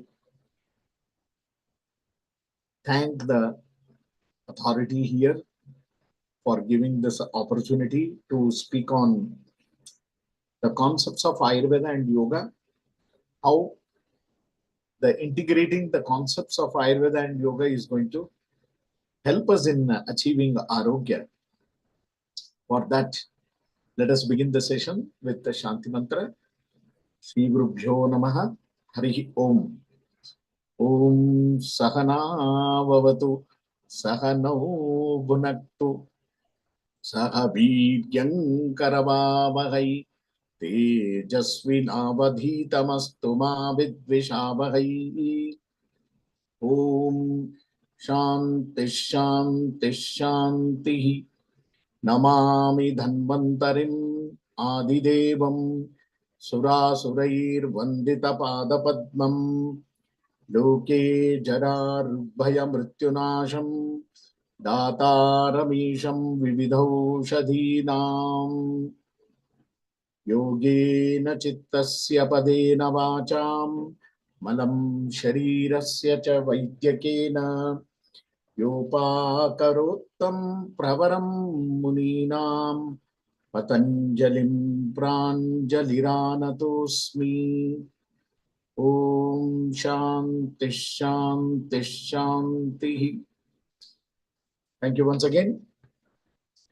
Just the concept of Ayurveda and concept of yoga, they both are not different. They are same faces of the same coin. That which is going to make us to integrate very easily, which is complementing always. Ayurveda concepts and yoga concepts, they are always complementing, and that which helps us to understand better what is the purpose of Ayurveda, what is the purpose of yoga. So as we know the purpose of human life, where we understand the dharmartha kama mokshanam arogyam moolamuttamam, it is told. Ayurveda, which says dharma, artha, kama and moksha. Dharma, artha, kama, moksha are the four important chaturvida purushartha. And that is the real purpose of even yoga.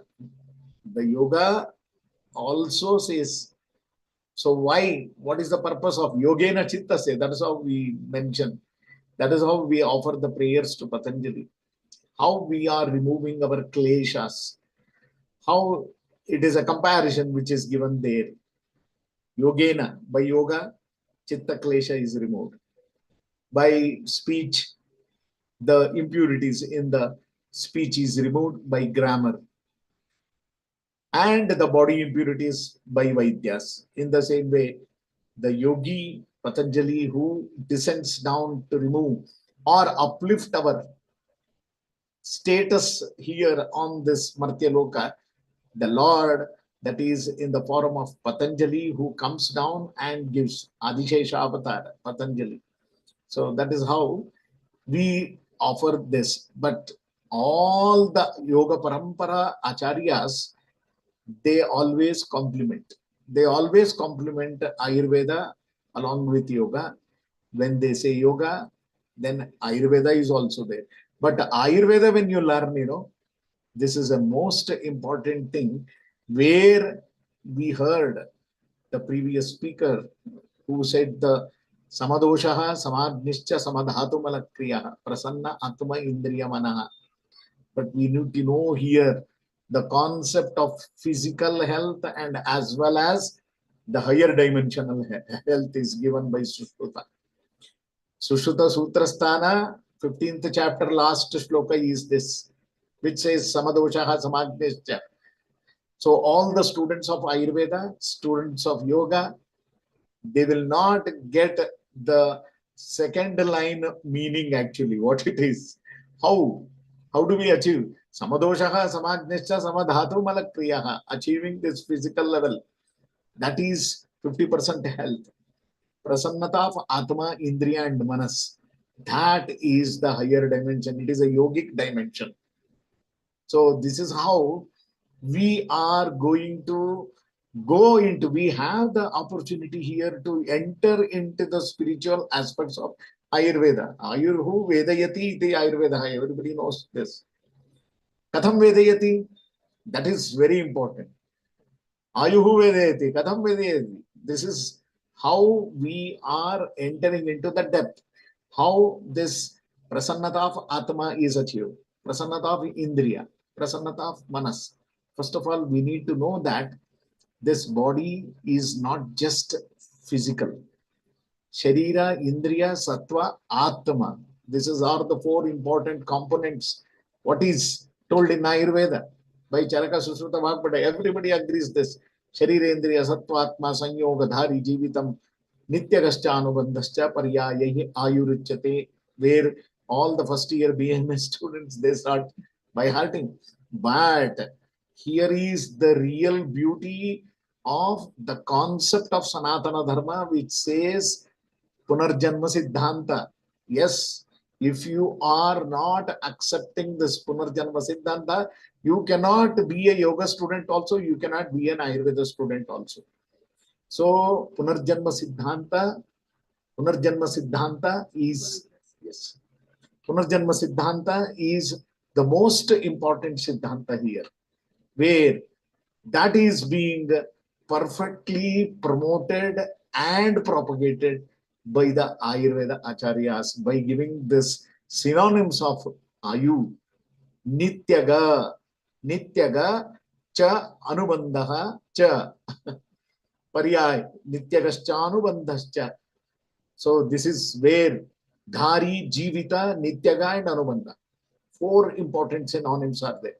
But we never get this type of education in first BAMS also, where you fail to go into the depth of those words. Nityaga, why it is Nityaga? Nityam gamayate. It is not a stagnant. Life is not stagnant. It is going to go forward from one life to another life. So where you can easily compare it to Bhagavad Gita. Dehi nityam avadyoyam. Dehi sarvasya bharata. So therefore, we have this, as we have Kaumara, Yauvana, is it not? Vruddhapya, like that, Tatha Dehantara Praptihi. That is how Bhagavad Gita Krishna also says. So this is yoga. Krishna is giving the word of the concept of yoga in Bhagavad Gita. Tatha Dehantara Praptihi. Kaumaram Yavanam Jara. Is it not? So in the same way, that means you also take this change of the body when Sharire Jarjari Bhute Vyadhigraste Kalevare. When this Sharira becomes Jarjari Bhuta Vyadhigrasta, then we have to change this body. Like how we change Vasamsi Jirnani Yata Vihaya. What a beautiful yoga concepts are this. It is perfectly befitting for Ayurveda study. When you study this Sharirendriya Sattvatma Sanyogadhari Jevitam, if the comparative concept which is told in Bhagavad Gita is not given, unfortunately, Bhagavad Gita is not a part of CCIM syllabus in Ayurveda. Unfortunately, it is. But students, they don't know Ayurveda also completely there. How it is supporting, how it is giving the concept of yoga there. So therefore, I'm going to give you the concept of this arogya here, taking the concepts of Ayurveda, taking the concepts of yoga. Both, how do you integrate? So I don't have any slides. You have to listen to me properly. Then only you will be motivated to go to those texts, analyze, assimilate, and then try to do some unwind. This Samanvaya is very, very important here. As I told you, Nityaga is a beautiful word, that which depicts this Punarjanma Siddhanta. But never in our Ayurveda college we get this knowledge of this Nityaga. Nityaga means every moment, that is, life is always transferable. It is from one body to another body. So this is how the concept of life is perfectly taken here. Nityaga means theory of reincarnation, perfectly established by our Sanatana Dharma acharyas like Charaka, Sushruta, Vagbhata, everyone. So this is how the concept of Ayurveda, and now coming to the concept of Arogya here. As I told you, the best and the first definition ever which is mentioned by any Acharya on the health aspect is only Sushrutacharya. That is Samadoshaha Samajnishcha. Now recently we have taken the dimension of physical health, mental health, emotional health, intellectual health, spiritual health, everything. All those dimensions by WHO. But earlier, thousands of years ago, Sushruta Acharya said in two lines, that is only one first line, Samadoshaha Samagnischa Samadhatu Malakriyaha. That is talking about only the physical. And Prasannata of Atma, Indriya and Manas. How do you achieve Prasannata of Atma, Indriya and Manas? It is a question there. Simply everybody by hearts this sloka. But there is a question, how do you achieve Prasannata of Atma, Prasannata of Indriya, Prasannata of Manas means? The answer is in Bhagavad Gita. The answer is in Bhagavad Gita, second chapter, that is 65th sloka, 62nd, 63rd, 64th, like that. So, how do you achieve that Prasannata of Atma? See, Raga Dvesha Viyuktaistu Vishayan Indriyai Charan Atmavashyeri Vidheyatma Prasadam Adhigacchati. This is what is yoga. Purpose of Ayurveda is to achieve health. After achieving health, what do you want to do? You have to achieve Dharma, Artha, Kama, Moksha. That is the purpose of, that's why Dharma, Artha, Kama, Moksha Nam Arogyam. If you don't have Arogya, then you cannot do anything. No purpose is served. So for that, Ayurveda knowledge is very much necessary. In the same way, to understand that Arogya, that's why the theme of this IDY of this 2026 is knowledge, health, and universal peace to all by through yoga. What a beautiful thing this is. That is why the theme of this very important IDY of this 2026 is knowledge and health, including universal peace, because the whole world is on a turmoil. We are now seeking the peace everywhere. So yoga brings that peace through Ayurveda, through the concepts of yoga. How do you achieve this? Knowledge, health, and as well as peace. Because Vasudhayeva Kutumbakam, already told, our Prime Minister also always quotes this, Vasudhaiva Kutumbakam. You should know the shloka, complete shloka of that. Ayam nijaha paro veti ganana laguchetasam udara charitanantu Vasudhaiva Kutumbakam. We know only that last part, that fourth pada, only we know. This is how Ayam nijaha paro veti, he belongs to us. That person does not belong to us. They are all very little heart people. That means Laghu Chetasa people. People who are of cheap mentality, they think that he belongs to us and this person does not belong to us. But Udara Charitanam tu, where whole earth, one earth and one health. This was last year's theme. One earth, one health, and one family. This is how Udara Charitanam to people having that broad-mindedness will definitely think that everyone belongs to us. Everyone is our brothers and sisters. That means you don't have that hatredness at all. The same thing is told in Bhagavad Gita, there 62, Raga Dvesha Viyuktaistu. Raga and Dvesha. When you are devoid of that, then you do all the activities. Vishayan Indriyahi. You do Vishayopabhoga. But Don't get attached. That attachment should not be there. Raga and dvesha should not be there. You should not hate anyone. There is no question of hatredness in the creation of the God. So that is why one who does all the activities, Atmavashir Videya. That is how you are going to gain that control, self-control. Prasadamadi. Then what happens? When prasade sarva dukkana mahani, all your miseries are going to get rid of. Prasade sarva dukkana mahani asya upajayate. Then what happens? Prasanna chetasogi ashuhu. Now you got the answer here. Prasannata of prasanna. That is what in Samadosha Samagnischa. Samadhat prasanna atma indriya manaha. Prasanna chetaso hi ashuhu is prasannata of atma. How? By getting rid of raga and desha. What a beautiful concept of integration here. Ayurveda concept and yoga concept through Bhagavad Gita.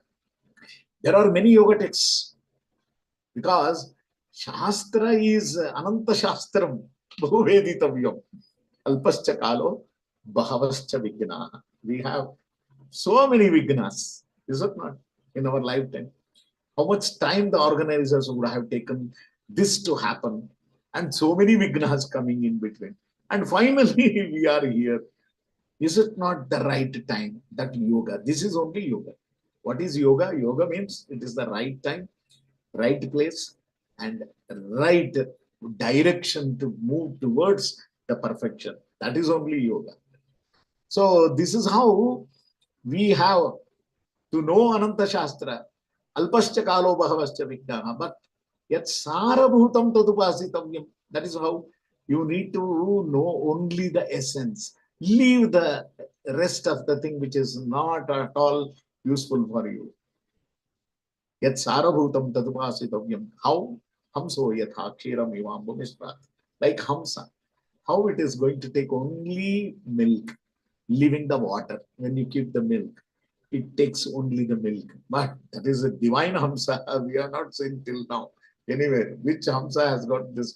Oh, that Hamsa, divine Hamsa, has the ability to separate, okay, milk and separate water in the milk.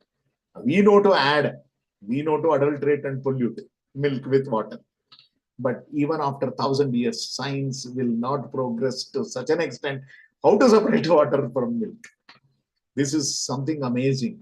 So that is how the concept of arogya, which is perfectly told by Sushruta in Samadosha Samagnischa Samadhatu Malakriyaha, prasannata of Atma, prasannata of Indriya, prasannata of Manas is achieved by removing Raga Dvesha Viyuktaistu. Raga Dvesha. They are all real troublesome factors which are bothering us in our life. So one has to get rid of this raga and dvesha. Otherwise, see how beautifully that health definition, we can connect it to this beautiful yoga concept which is mentioned by Krishna in the second chapter. That is how prasanna chetasohi ashu. Immediately you will achieve that prasannata of Atma, prasannata of Indriya. So, how prasannata of Atma? See, this is how even in Ayurveda concept, when we say Sharirajanam doshanam kramena paramaushadam bastir vireko vamanam tatha tailam ghritam madhu dhi dhairya and atmadi vignanam monodosha ushadam param, it is mentioned. Monodosha. Monodoshas, mansika doshas. See, rajas tamascha manasau, dvaucha dosha udakritau, it is mentioned. These are the doshas of the mind, rajas and tamas. Sattva is not a dosha. So, how to get rid of the rajas and tamas? Atmadi Vijnana. Where do you get Atmadi Vijnana? By studying scriptures, like Upanishads, like Bhagavad Gita, like Yoga Grantha. All these are amazing knowledge, that which is going to help us. So, Dhi, Dhairya and Atmadi Vijnana. Dhi is intelligence. People who are affected with depression, mental sickness, and all other activities which are going to take them away from the reality, they are mentally sick. And how to make them? Make them to realize the facts. So they are away from the reality. That is how the has to be reinstalled. Dhairya, that courage, they will be out of that courage. Okay, they don't have the courage to even face anything, listen to anything. So make them courageous, dhairya. And Atmadi Vijnana, self-knowledge. Who am I? I'm not this body. What a beautiful way. Ayurveda concepts, they are going to tell. Ayurveda means not a medicine. Please note that. Everybody has this misconception. Ayurveda means jadi butiya. Ayurveda means churna. Ayurveda means taila, kashaya, panchakarma, prarabdha karma. It is no. Ayurveda means, there is no question of those medicines in Ayurveda. Ayurveda means know the life, knowing the life. While knowing the life, if you become sick, how to get rid of that sickness? For that you need medicine is secondary. Primary aim of Ayurveda is swastasya swastya rakshanam, aturasya roga parimarjanam. There are many Ayurveda students here, Samskrita students and professionals here. So please note it. This is the most important. The aim and motto of Ayurveda is not to cure disease. First, prevention is better than cure. That is a recent statement by WHO. But Ayurveda told this earlier, 10,000 years ago. Swastasya swastha rakshanam. Protect the health of a healthy person. And next, if you get the disease, then get rid of the disease. So protecting the health of a healthy person becomes the prime concept of Ayurveda. That is the Moolabhuta Siddhanta. And that is how even yoga, Siddhanta, yoga does not, you see, nowadays the word yoga means it starts from asana only. But unfortunate, because as you are going to propagate, it is becoming very widely spread like a wildfire. Is it not? Before 2014, yoga was it was restricted to personal sadhana. Now, yoga is something which is academic, which is having the research attitude, which is having the scientific outlook. Oh, all this has made yoga to spread like anything. But in the meantime, never lose the sanctity of yoga just by telling yoga means asana. Many people ask this question. You do yoga? Yes. What do you do yoga? Asana. Asana itself is yoga. No. Asana is just a part of yoga. To maintain the stability, sthira sukhama asanam, that is only asana. But after achieving that sthiratva and sukha in the posture or in that position, then what is your next? You cannot stop there. Your sadhana continues to go beyond that. Then pranayama comes. Pranayama is an amazing, but unfortunately, it is taken in translating that word, breathing exercise. It's not like that. It's not breathing exercise, just pranayama. Pranasya ayama, dimensions of prana. The dimensions of prana which is there in our body as a prana tattva, you need to know the philosophy of this prana. Pranasyedam vashe sarvam vidive. This is Upanishad, Shat Prashna Upanishad, which says Pranasyedam vashe sarvam tridive yat pratishtitam mate vaputran rakshasva shrischa prajnamscha pidevena. Oh, what a beautiful way this concept of yoga, prana. But the expansion of that prana in Ayurveda as prana, apana, vyana, udana, samana. Taittiriya Upanishad says this. Prana, apana, samana, vyanodana, samana, meshu dyantam jyotiraham, viraja vipapma, bhuyasam svaha. See, this is how Ayurveda people, if they are supported with the knowledge of the Vedic wisdom means, then amazing magic can happen in this world. In all Ayurveda colleges, I'm telling you. But unfortunately, BAMS is limited to only the text study of Ayurveda. No. Charaka himself says, if you want to become a good physician, ekam shastram adhiyano na vidyat shastram nishchayam tasmat bahushruta shastram vijaniyat chikitsaka. A chikitsaka must be well versed in so many other shastras, not just Vaidya Shastra, not just the Grantha which says about all the drugs and all. No. You have to be a good physician means ekam shastram madhiyano na vidyat shastram nishchaya. So he cannot have that nishchaya buddhi. Only tasmat bahushruta shastram, because the multi-dimensional knowledge what we are getting from Vedas, Upanishads, Yoga Granthas, and all other allied subjects, that is going to be integrated here. That's what I have been doing through my 26th year of my teaching. I started my teaching in 2000. And where I started my teaching, the subject is a human anatomy, Sharira Rachana Shastra. I started. And after, through progressive way of teaching Ayurveda, through Sharira Rachana, Ashtanga Sangraha, Ashtanga Hridaya, Charaka Samhita, Purvartha, Uttarartha, everything. After teaching, then I came to this yoga university where the whole wide door was open, which made my basic knowledge of Vedic wisdom from my childhood, which gave me a beautiful knowledge. The open. That is how from past 18 years I am integrating the knowledge of Ayurveda, knowledge of this human body, knowledge to yoga, Adhyatma, spirituality, how this body is going to be integrated. That integration is very important. Unless and until you integrate, you will never get samagra gnana. For that purpose, you need to study everything. You need to know all the Shastra. For example, I will tell you, in Yoga Shastra, we have a Yoga Tantra. Yoga Tantra subject like Hatha Yoga Pradipika. Hatha Yoga Pradipika is written by Swatma Rama, a yogi, we get it. But he is not just a yogi, he is a great Ayurveda Pandit.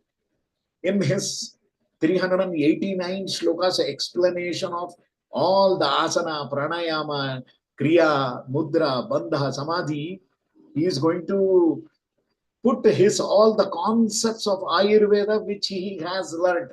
He is not just a yogi, he is a great Ayurveda Pandit. He says while explaining what is pranayama, pranayamaireva sarve prashishyanti malaiti acharyanam kesham chit anyat karmam nasammatam, he says.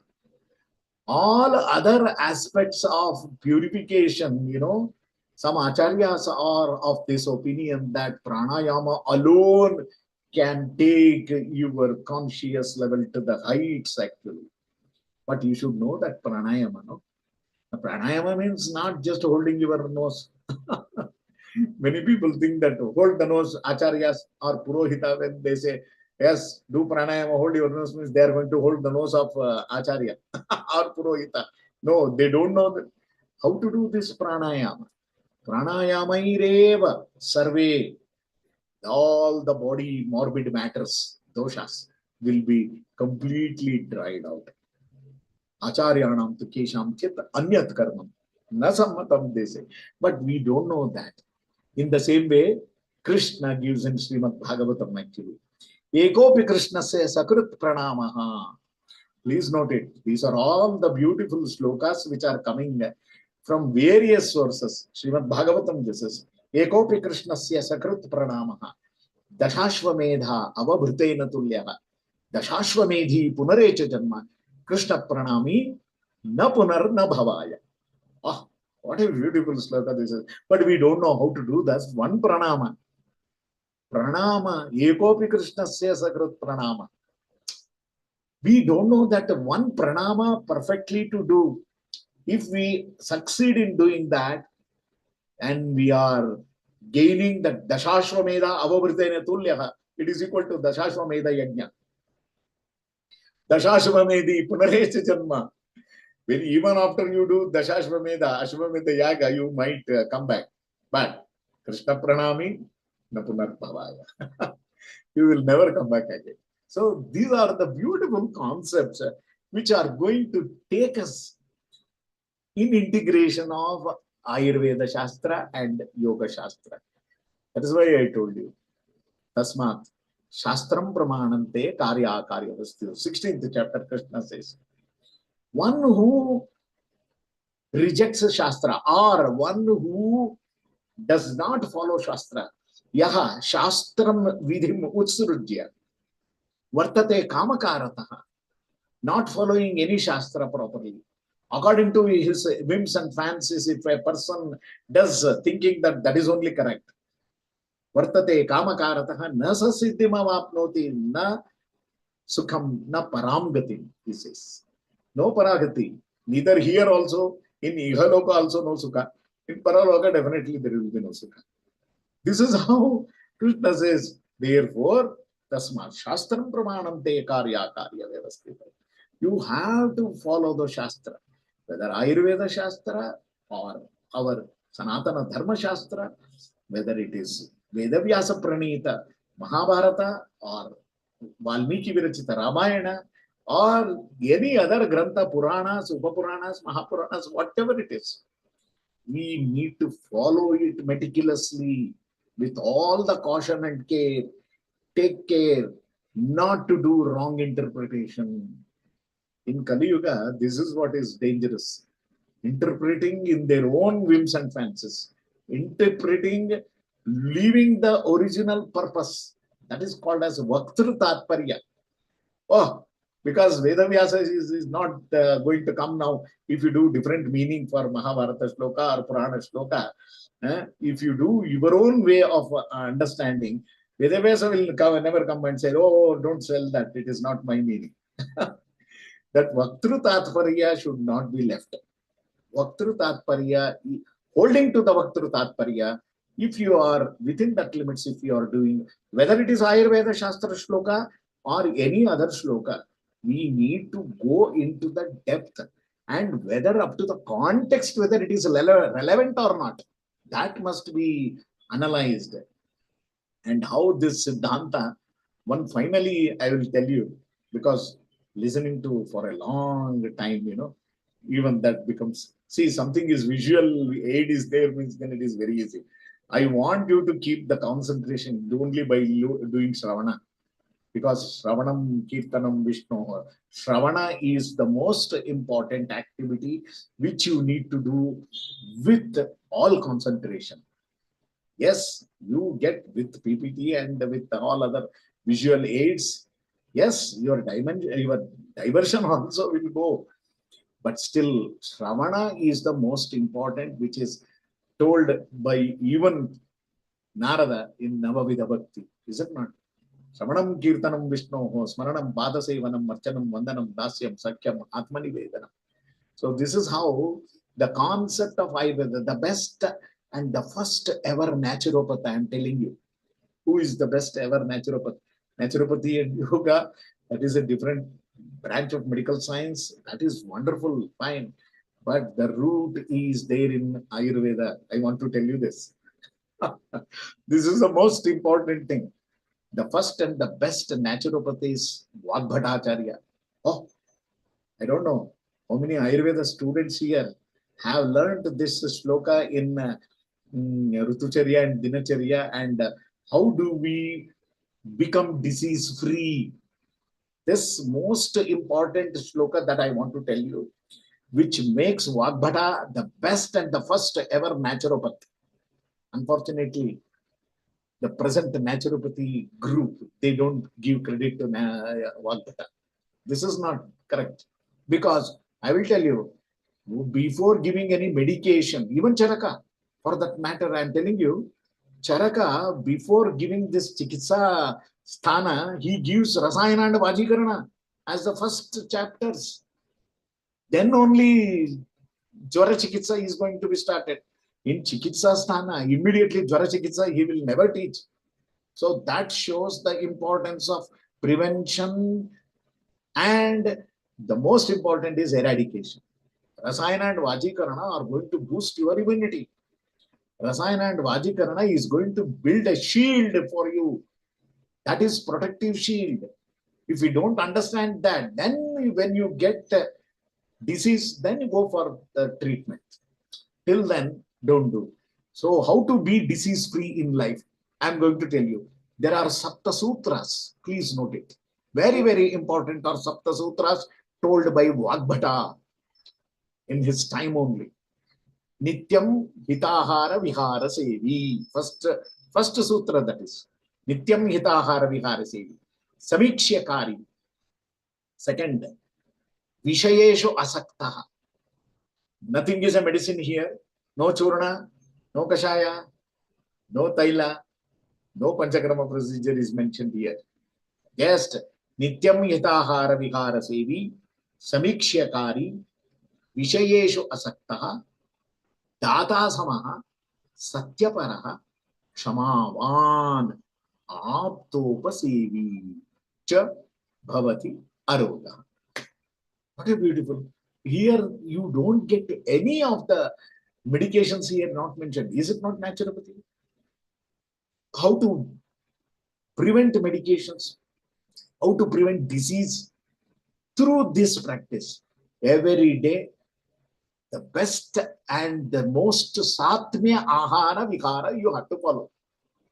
Yes, but unfortunately we go behind the indriya lolupata. And we want all the junk only, because that is tongue lingering. That which is good for tongue is not good for your stomach. That which is good for your stomach will not be tasting actually. So truth is always bitter. कड़वा सच बोलते हैं. क्यों? सच हमेशा कड़वा ही होता है, मीठा सच कभी नहीं होता है. Very important is, it is always bitter truth. Katu satya, we say. That is how these are the most important aspects which is told Nityam Hitahara Vihara Sevi. Ahara Vihara. Charaka Suchuta Vagbhata, they say Ahara Vihara is very important. I will add some more things, aspects here. Ahara Vihara, Achara, Vichara, Vyavahara. All this. Ahara Vihara, Achara, Vyavahara, everything must be on the right direction. Then Samikshakari, be analytical. Analytical approach towards everything in your life. Whatever you do, analyze. What is the pros and cons of what action will happen? Vishayeshu asaktaha. Don't show too much interest behind sense gratification. Don't go behind that. It is necessary, just a part of life, but that itself is not everything life. Vishayeshu asaktaha. When you are going beyond the Vishayas, don't show the interest, then your purpose of life, taken human being as birth, that is going to become successful. Otherwise, you will again punarapi jananam, punarapi maranam, punarapi janani jatare chayanam. Shankaracharya said. Is it not? So that is why Vishayeshu asaktaha. You don't get disease at all when you are following this. Okay? Vishayeshu asaktaha. Data samaha. Be a good giver. If you have any heart ailments, don't take any statins. Don't take beta channel blockers. Or don't go undergo for stunt. Nothing doing. You follow this giving the policy of dana to others who are in need. Then see your heart health is going to get enhanced. Be a good giver. Be a good giver. That's what we say in Kannada. Kodugai dani. Kodugai dani agunta. Kodugai dani means where even if you give it in your left hand also, the right hand should not come to know. Yes, that is how. Edagail kottiddu, balgai gottagbaradu. So this is a beautiful way. So that means when you give, the heart is going to produce some enzymes. So beautifully it is going to build a shield around the heart. When you get that satisfaction of something sarthakata there, when you have done, when you have helped someone who is in need, then you will develop that heart protection. That is why Data Samaha, Satyaparaha, fifth one.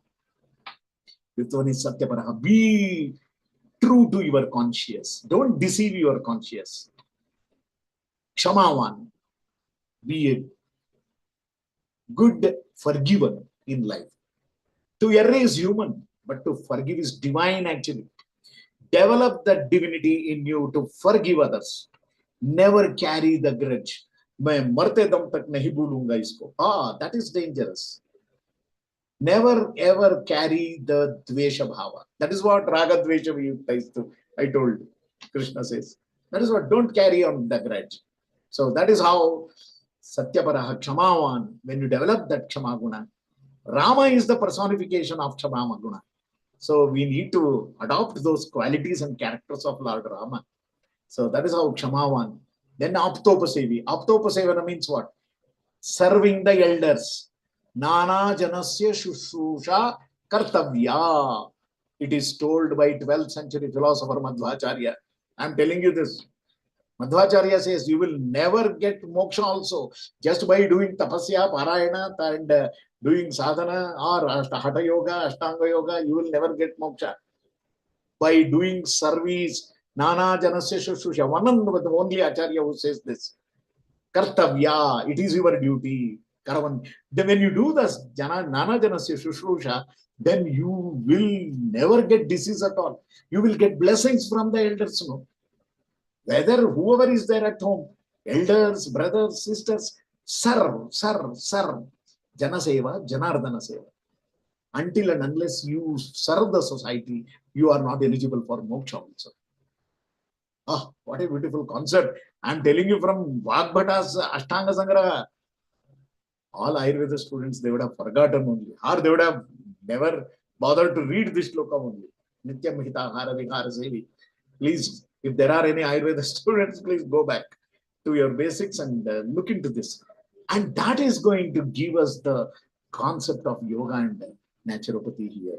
And that is where Ayurveda is a nature supportive medicine. That is also natural. And Vagbhata is the best naturopath. So like this, we have so many things. I hope I have ignited fire in all the knowledge seekers here.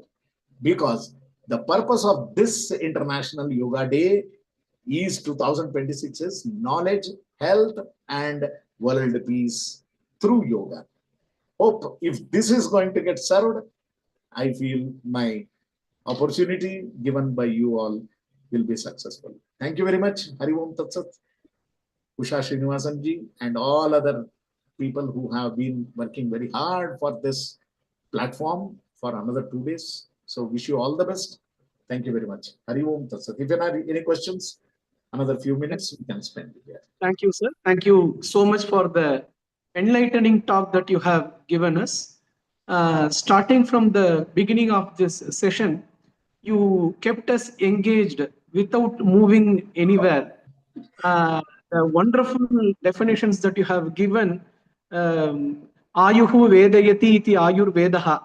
Generally, as you know, we all are under the impression that Ayurveda means, as you said, Churna, Kashaya, Taila and all.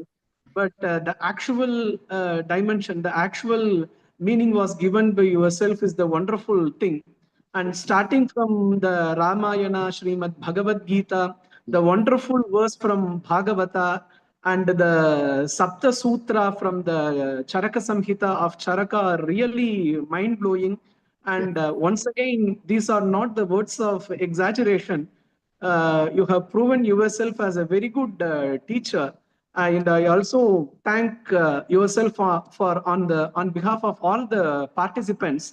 Now, let me invite any participants to put forth any questions if you have, maybe 2 or 3, as we are running out of time. I invite any participants to get their doubts clarified by way of asking the questions if you have anything. Over to the participants. Yes.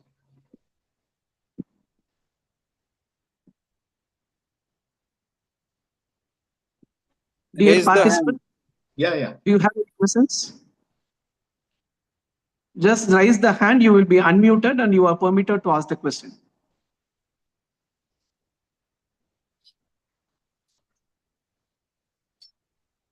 So, shall we proceed, sir? Rajesh Kumar Mishra ji? Yes, sir. Yes. As we are not having any question, let me conclude. Yes. Let me understand that this session is really the mind blowing, and it touched the heart of all the participants, and it is free from doubt. We are getting in the chat box by our Dr. S. Usha Madam. Great session, sir. And everyone is giving their feedback. Once again, a formal vote of thanks from my side. Sir, Madam, it was anything? so really, it was a torrential flow of philosophy, sir. It was so great bringing together yoga and Ayurveda. It was so nice listening to you. It was so very interesting. It was a torrential flow. Thank you, sir. Actually, it is my passion is connecting this human body to spirituality. But that topic I didn't take up only. We will definitely have in the forthcoming sessions. Yes, in future, outstanding, outstanding, Yeah. mind blowing, and it's a downpour, massive.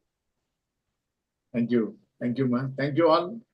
So let me thank our resource person, Dr. Manjunath Gururaj, Associate Professor, S. Vyasa University, Bangalore, for giving us the wonderful talk in this wonderful occasion.